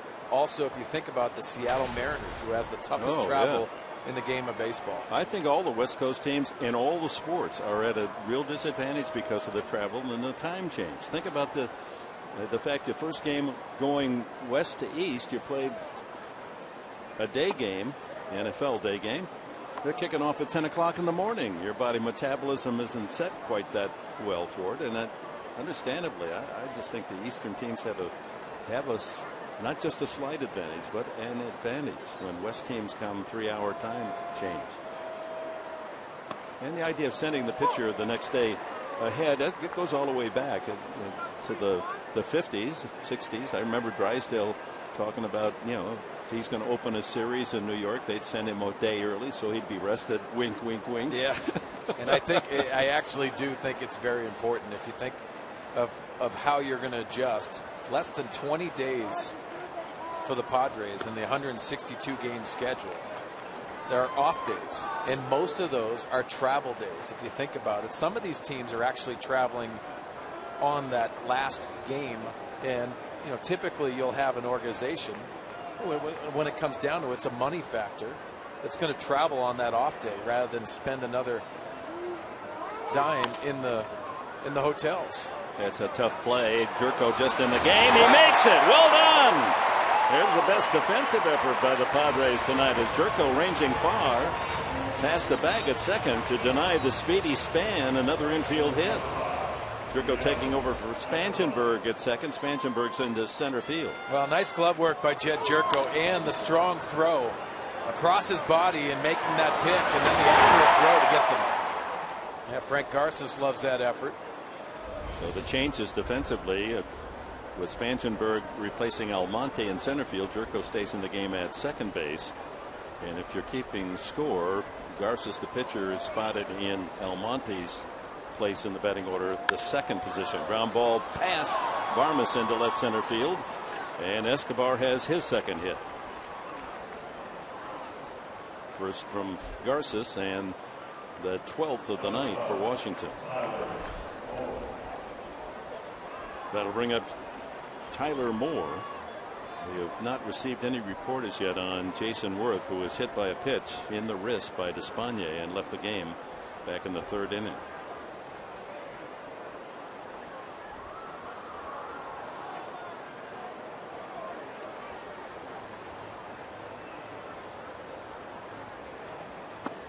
There's one theory about time change and in traveling, especially internationally. It figured out for me, not that it's proven, but a doctor up in the Bay Area, I think he was working for the Oakland Raiders, had the theory that our body clock operates at a 22-hour clock, not 24, but anything beyond that for every hour is a day to recover. So if you're going west to east, you're 22. You're going to Chicago, you're okay. You go to New York, now it takes one day to really get yourself metabolism back to what you want. Now you think about going to London and it's an 8-hour difference. That would be 6 days to recover. And, people who travel a lot, sometimes it seems like a week before you feel right. Well, it sounded like a broken bat, but Moore with his first hit, so everybody in the lineup with a base hit. And now the timeless moment, and it's brought to you by Coors Banquet. Timeless. moment. The Montreal Expos retire Rusty Staub's uniform number 10 prior to the game against the Mets on this day, 1993. Has it been that long? 22 years? Oh, man, he could hit. Le Grand Orange. Rusty Staub. Well, Harper up. He homered the last time. He also has a bloop RBI single tonight. 2 men aboard for the brilliant young outfielder of the Nationals. If you could only look into your future and think 10 years from now, what will Harper's numbers be like with such an incredible start at such a young age? Well, the first thing I think is trying to be healthy. As you take a look at his home run swing on the breaking ball, it's a violent approach. You see the leverage in the swing, the strong lower half, and obviously the strength on the pull side. Talking to a lot of people making adjustments in the game. He's gone the other way for singles, doubles. Also had some home runs the opposite way. And not concerned about all the walks. He says that's part of the game. I'll take those walks.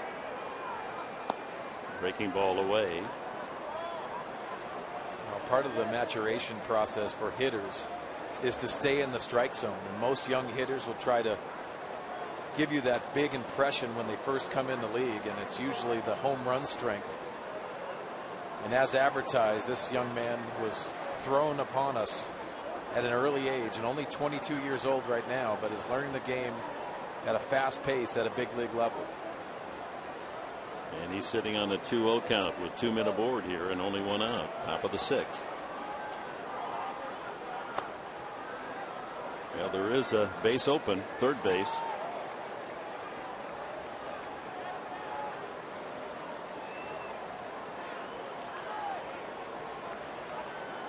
Escobar and Moore aboard.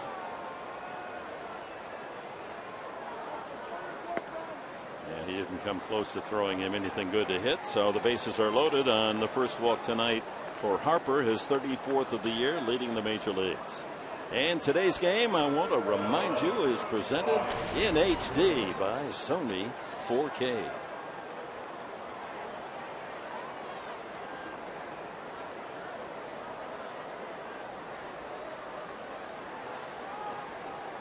Bases loaded for Ryan Zimmerman. Walked with the bases loaded in the first inning. Singled and scored in the third and fly to right his last time.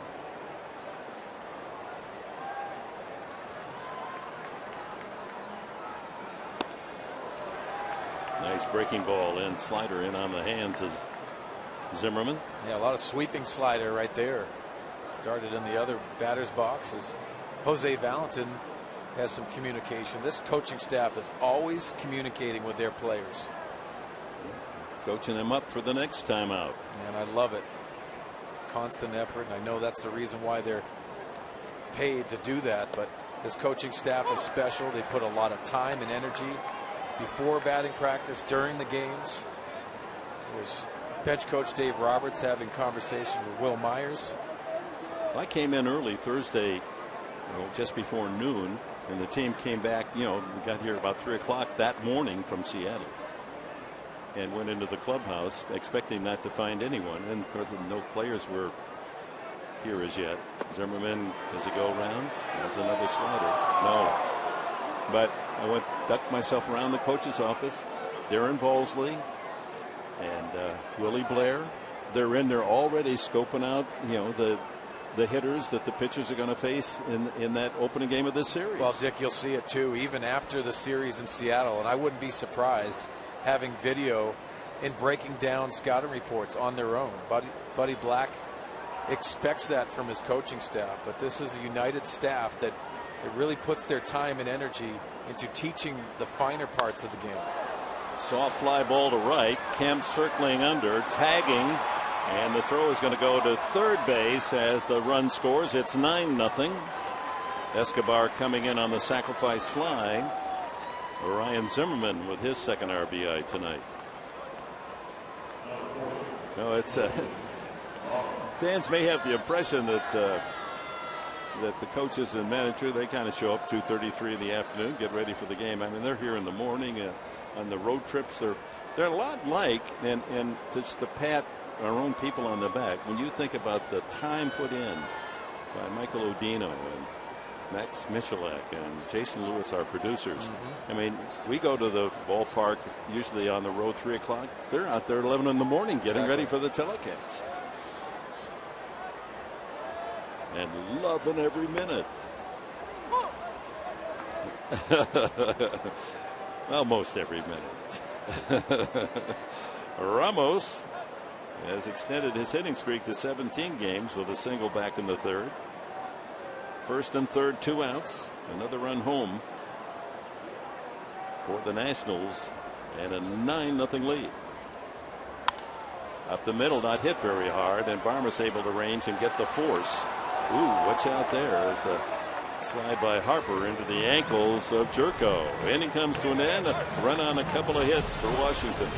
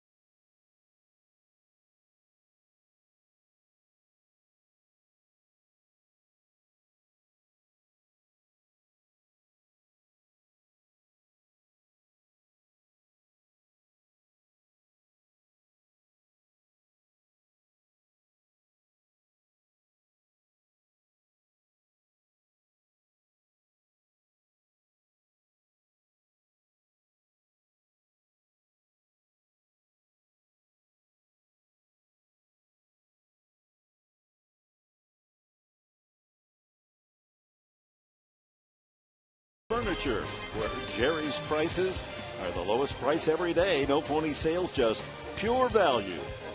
By Petco, what we feed them matters. And by your San Diego Lexus dealer. With Mark Sweeney sitting in for Mark Grant over the weekend, and Chris Button, Dick Enberg, welcome back to Petco Park. Jordan Zimmerman, as per his history, pitching another gem here at Petco. His career 2-1 here at Petco with an 0.60 ERA and hasn't allowed a run tonight, and pitched out of a bases loaded, no one out jam in the 5th. He'll face Kemp, Upton, and Norris for San Diego in the 6th. Trying to break through, get something up on that board. It's all Washington. 9 runs, 13 hits. No errors. The Padres, no runs, 5 hits, and no miscues.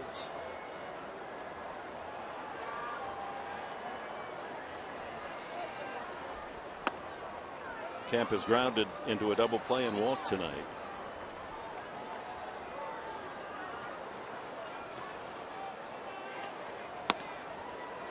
Two and 0.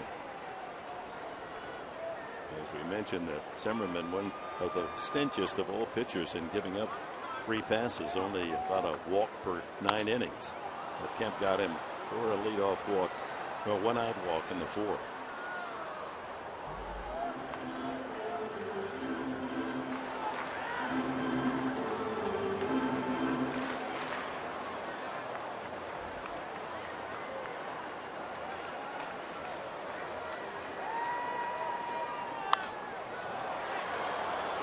Two and 2.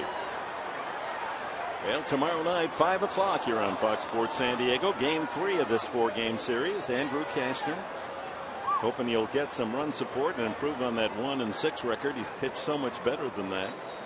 He draws the toughie, Max Scherzer, 3-3, ERA 1.99. A top free agent deal in the offseason. A great addition to that pitching staff. That ball has hammered to right field, but holding up, and Harper makes the catch. Tomorrow, 2 legendary fighters square off in a special morning edition of UFC Fight Night as former champion Frankie Edgar takes on the California Kid Uriah Faber for the first time. UFC Fight Night is live from Manila tomorrow at 7 a.m. Pacific, only on Fox Sports 1 and streaming live on Fox Sports Go. Some changes for the Nationals. Michael Taylor has gone into the game in left field. And Tyler Moore has replaced Zimmerman at first base.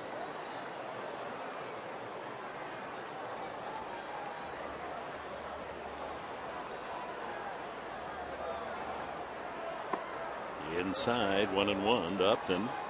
He's grounded to third, fly to center.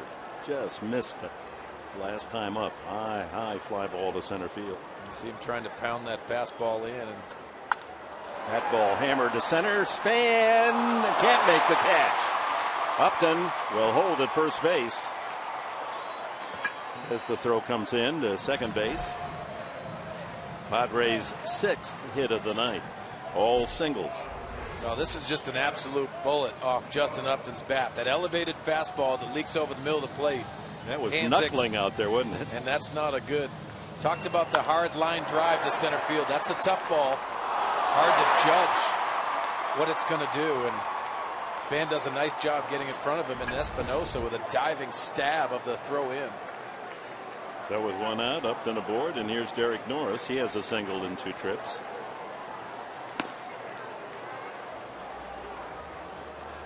Zimmerman's pitch count now up to 87.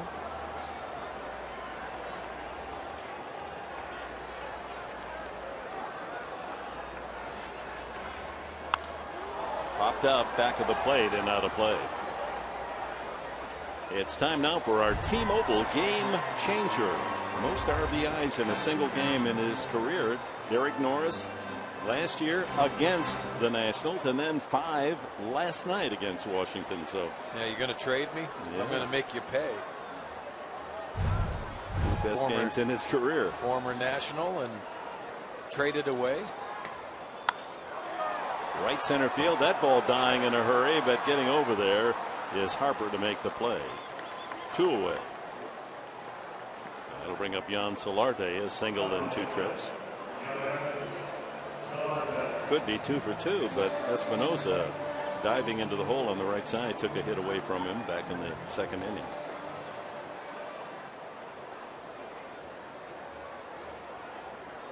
Next pitch will be the 90th for Jordan Zimmerman.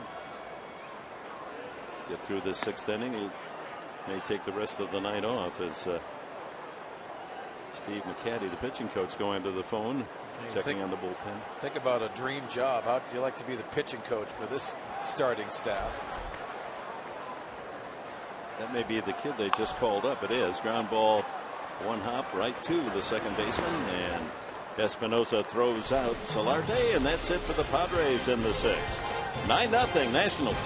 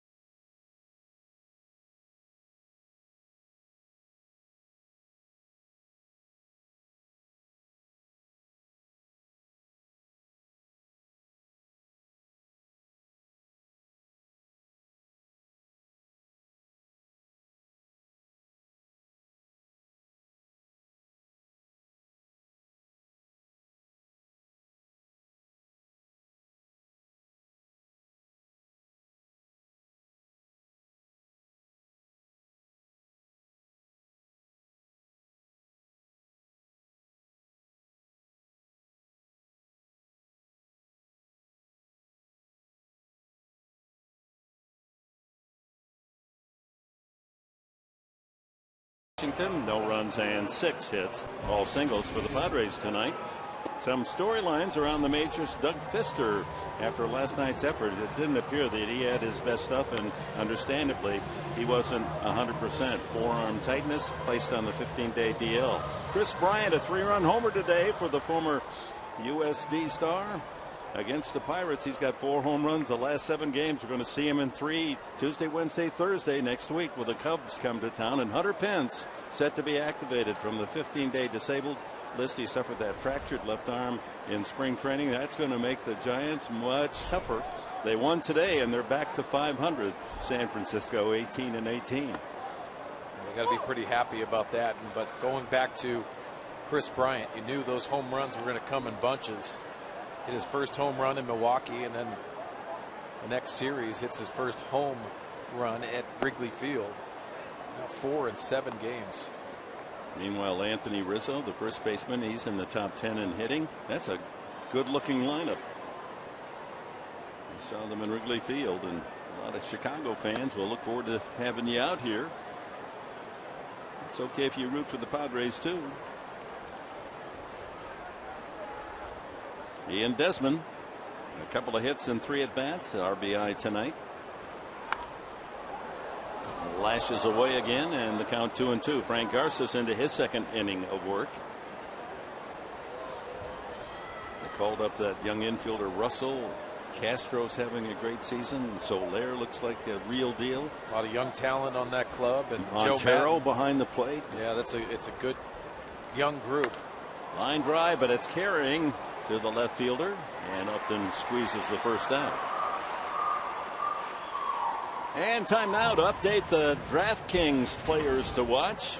Derek Norris has a hit, and Jordan Zimmerman a shutout. Clayton Kershaw tonight looking for an elusive win. Only 2 hits allowed, no runs, so Kershaw on his game, and Nelson Cruz striking out 3 times. So we told you not to pick him. Well, Dick, Clayton Kershaw last year threw his no-hitter against the Colorado Rockies at Chavez Ravine.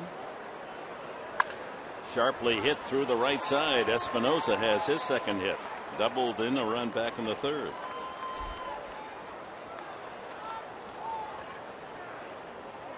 The Dodgers had lost 2 in a row at home for the first time all season. Their home record is 15-4. And that's with the 2 losses the last 2 nights. Well, a familiar face stepping up is Dan Uggla, the former Atlanta Brave.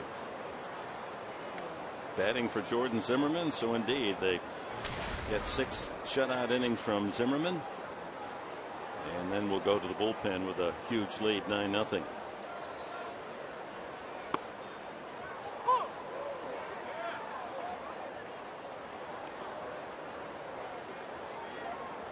A lot of 6s for Zimmerman. 6 innings, allowed 6 hits, struck out 6, walked only 1, didn't allow a run. Powerful man, Uggla.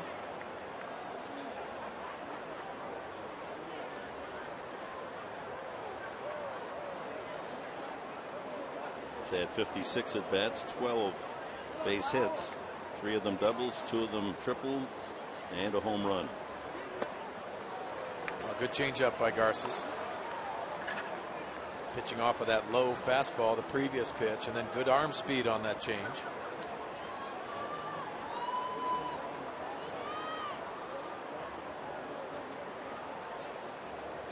Espinosa at first with a 1-out single. And that ball gets away from Derek Norris.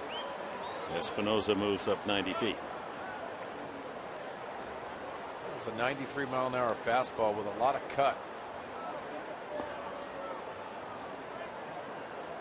Pass ball is the ruling.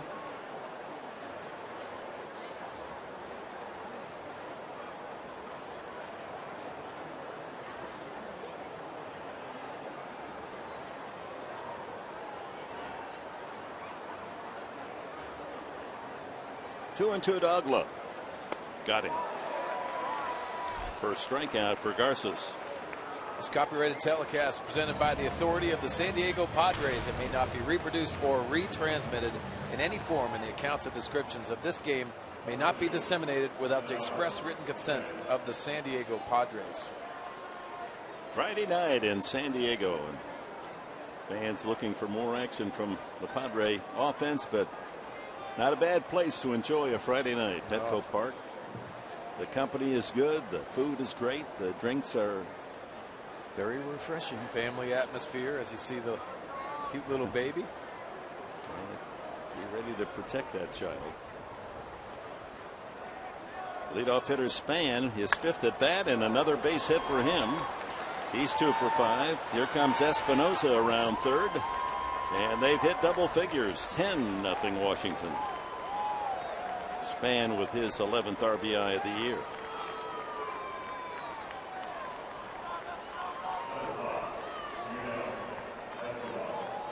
Well, it's been ugly on the scoreboard tonight. Yeah, the breaking ball leaks out over the plate.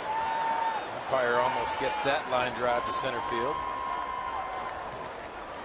But again, the Washington Nationals brought their hitting shoes tonight. This is a good team for number 1 right through number 8 in the batting order, and even the pitcher Zimmerman had a double tonight.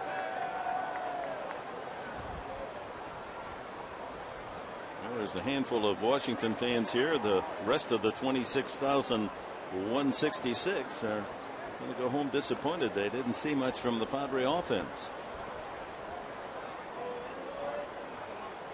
Now Escobar, a pair of hits. He scored 2 runs.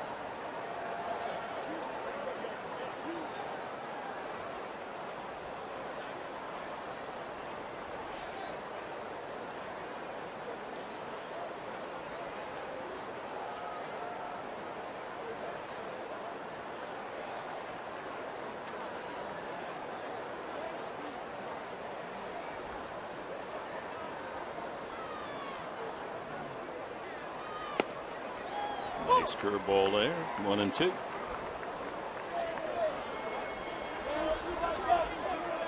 Span with 2 hits, Escobar 2, Harper 2, including a home run, 2 for Desmond and 2 for Espinosa. 15 total hits.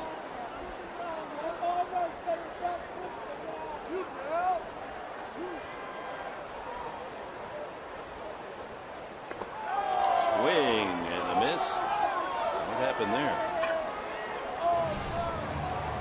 Almost looked as if he turned his ankle with that vicious swing. Maybe he hit his ankle with the bat on the swing. So far inside. Oh my.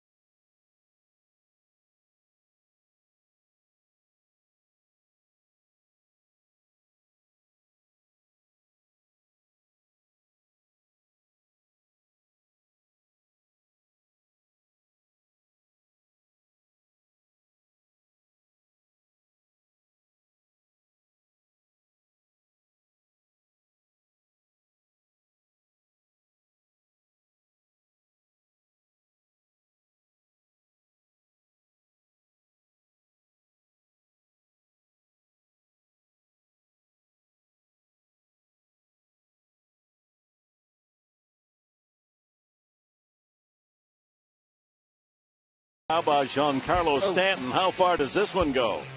Keep looking at that television well. How about that? Wow. 418 to the wall. That's got to be at least 450 feet. He can hit some monsters. Cue the Dolphin. Wow. That'll scatter a lot of marine life. He started off the year slow, and now he's hitting his stride with the home run power. Uggla stays into the game as A.J. Cole just called up. We mentioned that last night's starter, Doug Fister, has been placed on the DL. They called up this young right-hander, A.J. Coyle, long and lean. He'll face Middlebrooks, Barmas, and Jerko in the Padres' 7th inning. Uggla stays in at second base.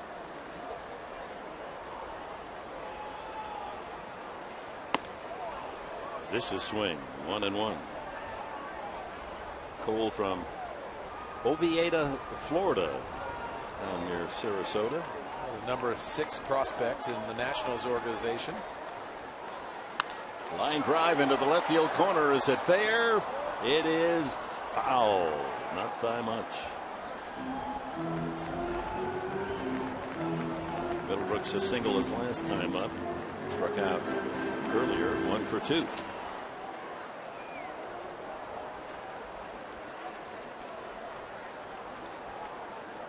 Cole coming up from Syracuse, the AAA club for the Nationals.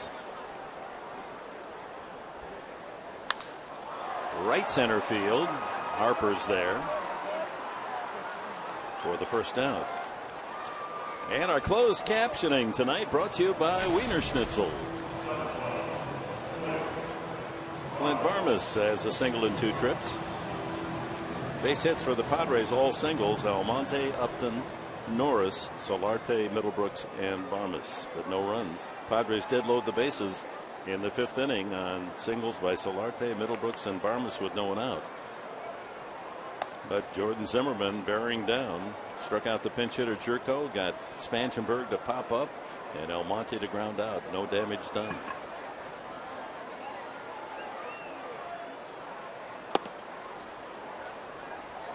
When you think about this game at hand for Matt Williams and the Washington Nationals, feel very comfortable, but only 91 pitches for Jordan Zimmerman tonight. You think about managing in the National League. Why not get Jordan Zimmerman out? There's Matt Williams. Smart. So if you have to extend him the next time out, just going into the thinking, trying to manage your pitching staff. You've just brought up this kid making his major league debut, and perfect time to insert him into a game. Perfect timing, and you talked about him coming up from Syracuse. Typically these pitchers will come up and they're starters trying to develop in the minor leagues, and they'll come up, pitch out of the bullpen, and they have to show their worth. Jams Barmas, a foul tip, and it's hung on by Ramos for strike 3. 2 away to Jed Jerko. First major league strikeout for A.J. Coyle. MLB.TV Premium, the #1 live streaming sports service, is celebrating 13 years. Watch every out-of-market game live or on demand in true HD, over 400 mobile and connected devices. Real-time highlights, live look-ins, pitch tracking widget, and more every night on every device. Blackout and other restrictions apply. Visit MLB.TV for details. What would you do without the widget, huh? You got to have a widget.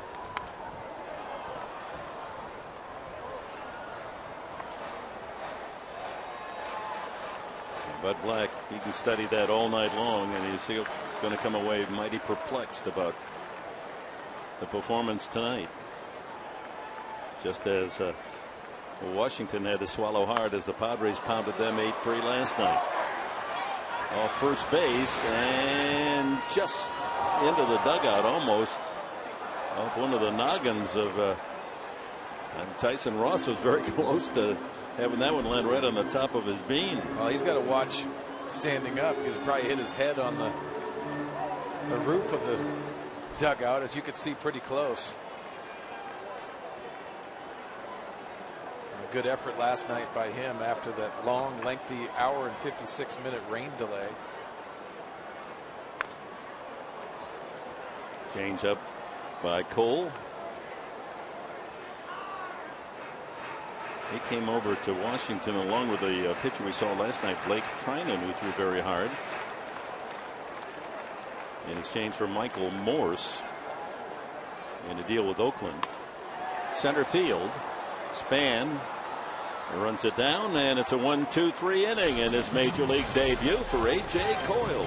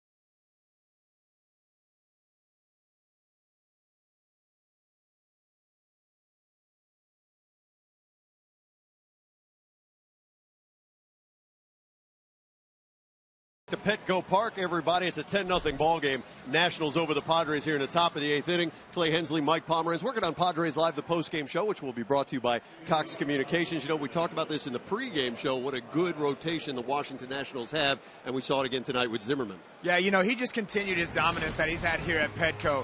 He was pounding the zone all night tonight, you know, not giving the Padres hitter a chance to really get on him and get the timing for him. You can see him right here throwing off-speed stuff, fooling some of the guys, and there you go with the high cheese. The guy was on his game. He's had success here at Petco before, and he, like I said, he just continued it now. When we see in a post-game show, guys, we'll talk about the things that happen here tonight. Listen to Buddy Black as he gets set for Game 3 and 4 tomorrow, and we'll take it for a tour around Major League Baseball, show you all the highlights. And don't forget, Mike, you're right there by the Randy Jones Grill. Go on, help yourself, put it on Sweeney's bill. That's Jerko over to make the catch on Tyler Moore's pop fly. One away here in the 8th. Don't think he hasn't put it in my bill on other times, too. Amarista comes into the game playing left field. Spangenberg, who started at second base, is in center field. Venable makes his first appearance in right field as Bud Black gives both Matt Kemp and Justin Upton the rest of the night off.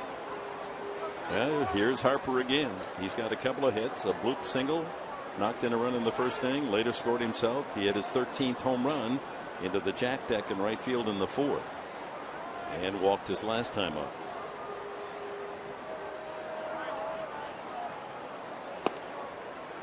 Pretty good pitch just off the plate.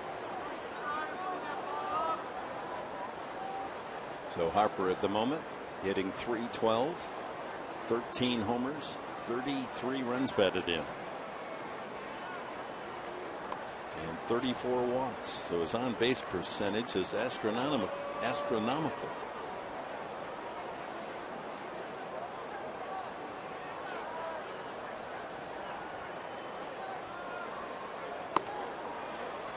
Well over 450.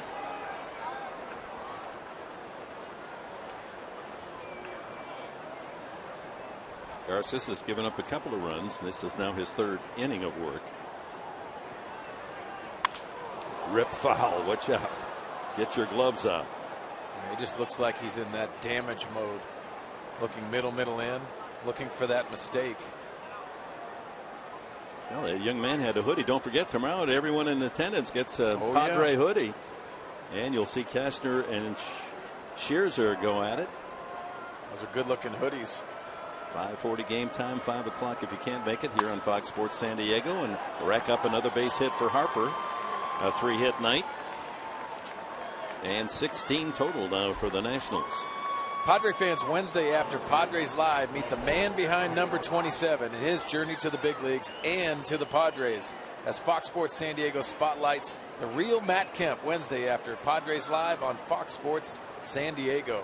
Tom Catlin's involved with that, isn't he? Oh, yes, he is. Well, you know it's good. You know it's good then. And a chance to really get to know Matt Kemp. He allows himself to be totally revealed. 6-4 and 3, a double play as Taylor just into the game ends the inning on a 6-4-3 twin killing.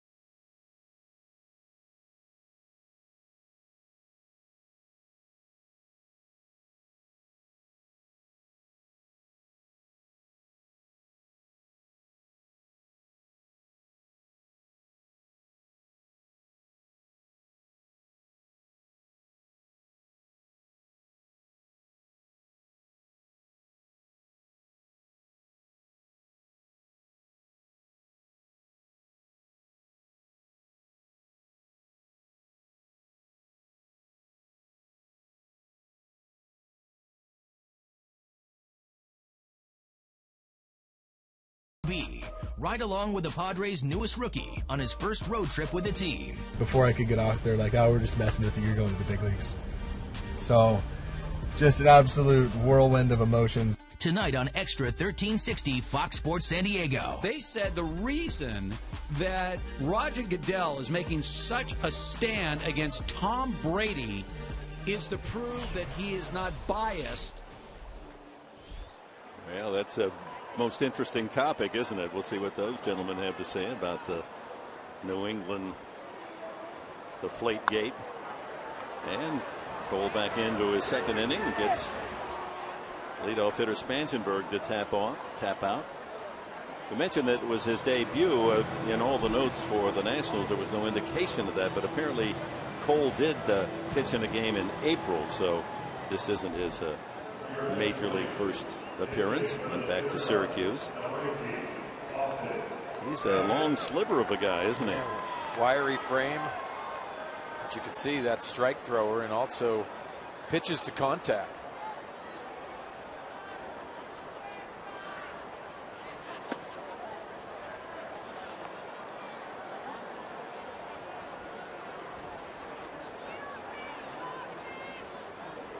Austin Hedges makes an appearance and pops it up.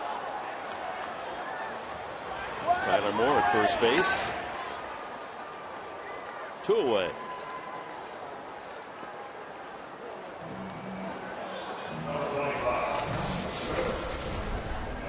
Well, as you can see, it's time for the Cholula flamethrower. That's 91. That's hot sauce. Can't get excited on that one.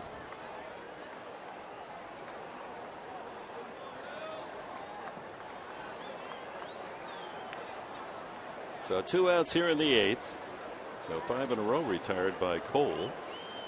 Venable makes his first appearance. Batting in Kemp's spot.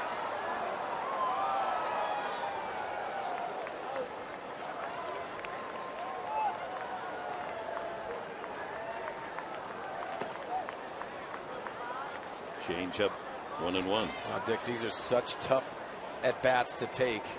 sitting on the bench all night, to constantly put yourself in positions to succeed and grind out at bats. But I've been in these situations. They're very difficult. You almost have to put yourself in position where there's runners on base. You're going to win the game with a base hit. 2-2. Venable hitting at .245 on the new season with 3 home runs, 12 hits, but 3 of them homers.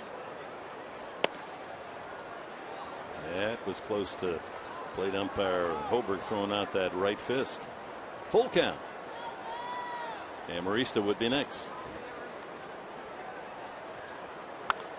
And another pop-up. This into foul territory. Escobar. 1-2-3 inning again for A.J. Cole. On to the 9th inning. Washington in command.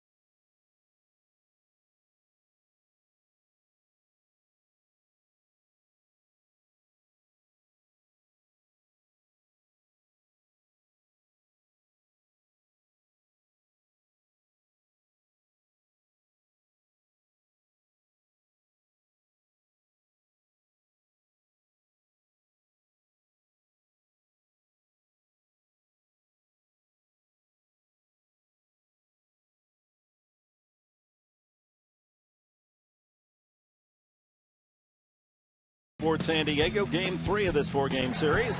Andrew Cashner beyond the hill for San Diego against the talented multi-millionaire Max Scherzer, the former Detroit Tiger, who is 3-3 with a 1.99 ERA. I'm excited for this matchup, and you looked at the pitching matchups for this whole series. This is the one that really popped out to me, and for Andrew Cashner, it's going to be an exciting night. As Dale Thayer takes over for the Padres. He pitched last night's game, 10 pitches, 7 strikes, and 1 strikeout in a perfect inning of work. He'll face the catcher Wilson Ramos, Ian Desmond, and Danny Espinosa. It was Espinosa and all the shifting going on. It's spring training game revisited here with all the player movement. Espinosa had moved to third, made the catch in the final out in the last of the 8th inning for the Padres. Padres trying to avoid their 6th shutout of the season. They have 3 outs to go. Ramos, a single in 4 trips. His hitting streak now at 17. Dirty Dale, they call him. Relief pitcher, you have to have some kind of image, and apparently hair has a lot to do with it. I agree with that. You got to go along, and that's a fraternity out there. Ground ball to the right side, and Ramos retired. Jerko over to Solarte.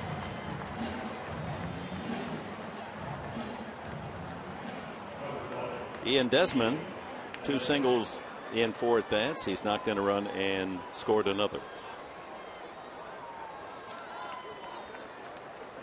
10 runs and 16 hits for Washington.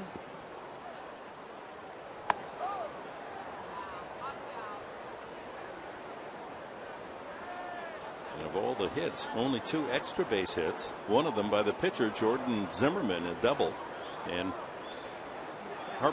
Bryce Harper, a home run.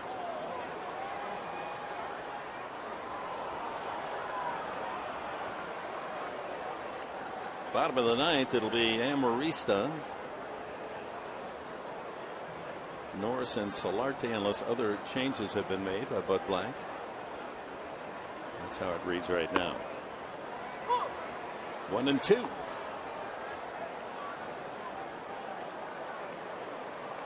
So Despaigne 3 innings, 7 runs and 10 hits. Sean Kelly 2 innings, 1 run, that the home run by Harper. Garces goes 3, gives up 2 runs on 5 hits. And now Thayer to wrap up the 9th.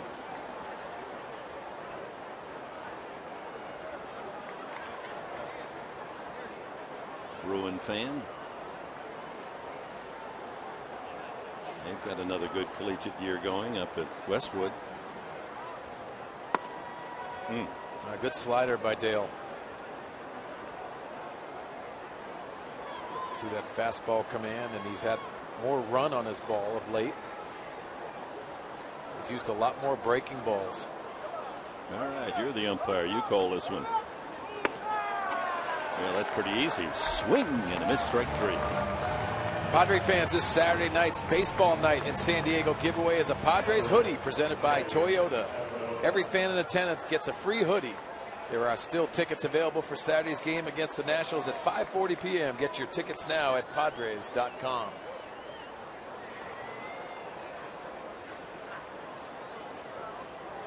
Bill Belichick should have copyrighted or patented the hoodie, right? I mean, you can't say the word without thinking about Belichick on the football sidelines. Exactly right.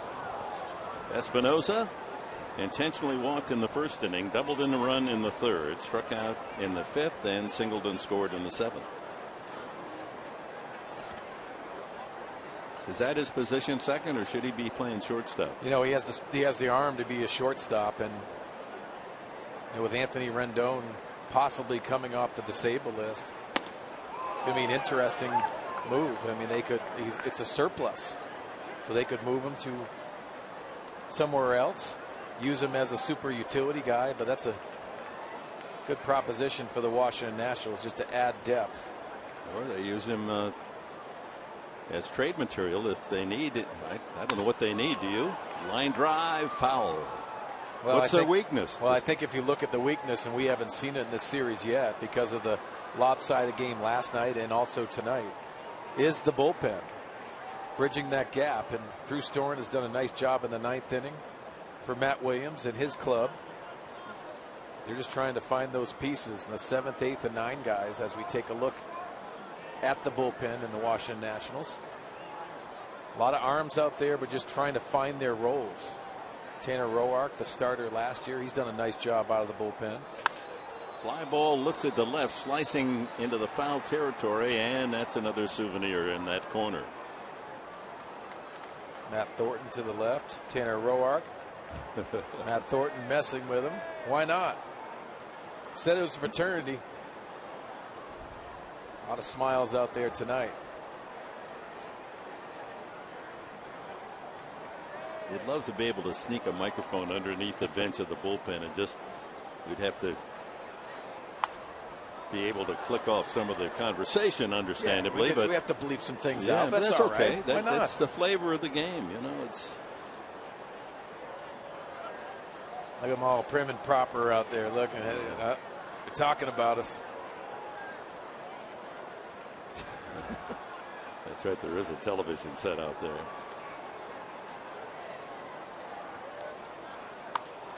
Popped up on the middle of the infield. Who wants it? Third baseman Middlebrooks takes charge. And that's it. A 1-2-3 inning for Dale Thayer. Padres come up in the 9th. And they break this shutout bid by Washington.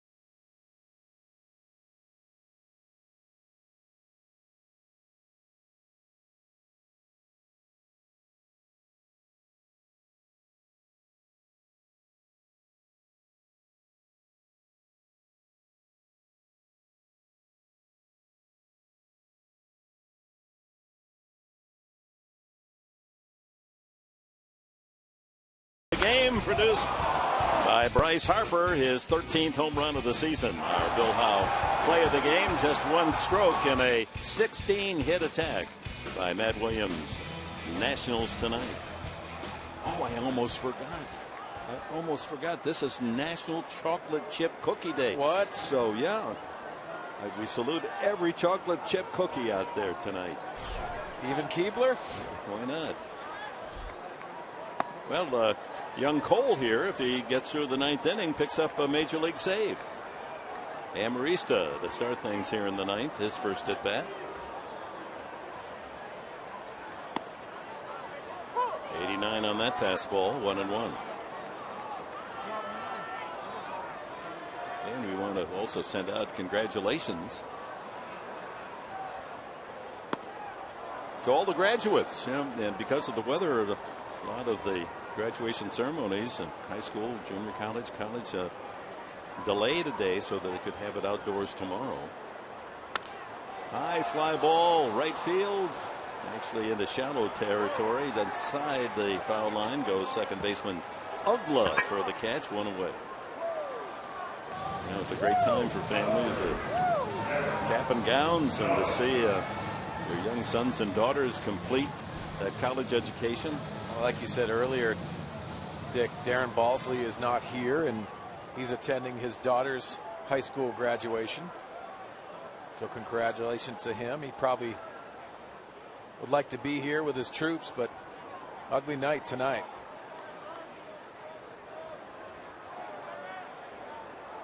Derek Norris, a single in 3 trips.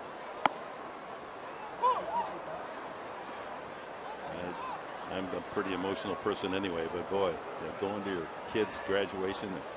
My daughters one from University of Michigan, Nicole and Emily from George Washington, Ted from Indiana, and that's a moment of parental pride that's almost unmatched.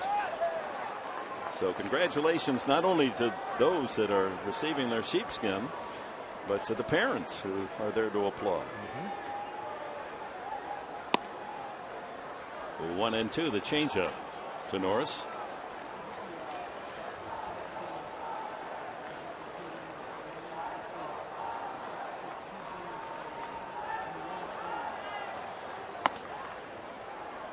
Got it up to 92.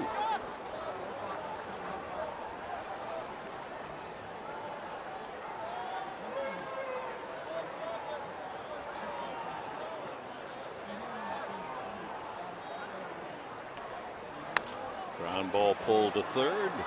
Espinosa there. The long throw in time. He does have a hose. Down to the final out.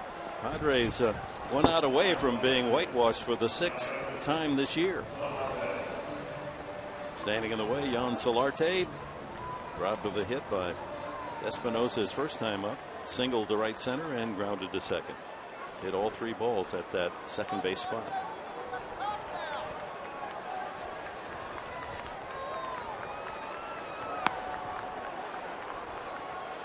Who'd you have and pick the stick tonight, Mark Sweeney? I had Justin Upton. So you have 1 point. I have 1 point. I'm trailing you by 1 point. This is exciting. Isn't this exciting? It's going to come down to the wire tomorrow. Hey, don't miss it, folks. We'll make our commitment. We'll make our picks in the pregame show tomorrow. So be with us at 5 o'clock here on Fox Sports San Diego. Hey, I just tied you. A base hit to right for Jan Solarte. Oh, my. Can't wait to talk about that tomorrow. Now, if Solarte could only steal a base. If he only knew, but this line drive to right and a picture perfect swing by Solarte. I mean, people don't know how I have suffered through an April when I had a total of 19 points for the whole month. No crying in baseball. Well, I'm not crying. I'm just saying how excited I am to sounded like you're create this rally to catch the mighty Mark Sweeney. And there he goes. Oh, that would have been defensive indifference, and the game comes to an end on the ground out by Will Middlebrooks, and the Washington Nationals have pummeled the Padres tonight by a final score 10-0. Mike Pomerantz, it's all yours. Thank you, Dick and Mark. Hope you'll stick around. Got a good post-game show for you. We're going to take you around the National League West. We'll update all the scores, give you the highlights from Buddy Black, and the best plays in baseball from Jay and Dan.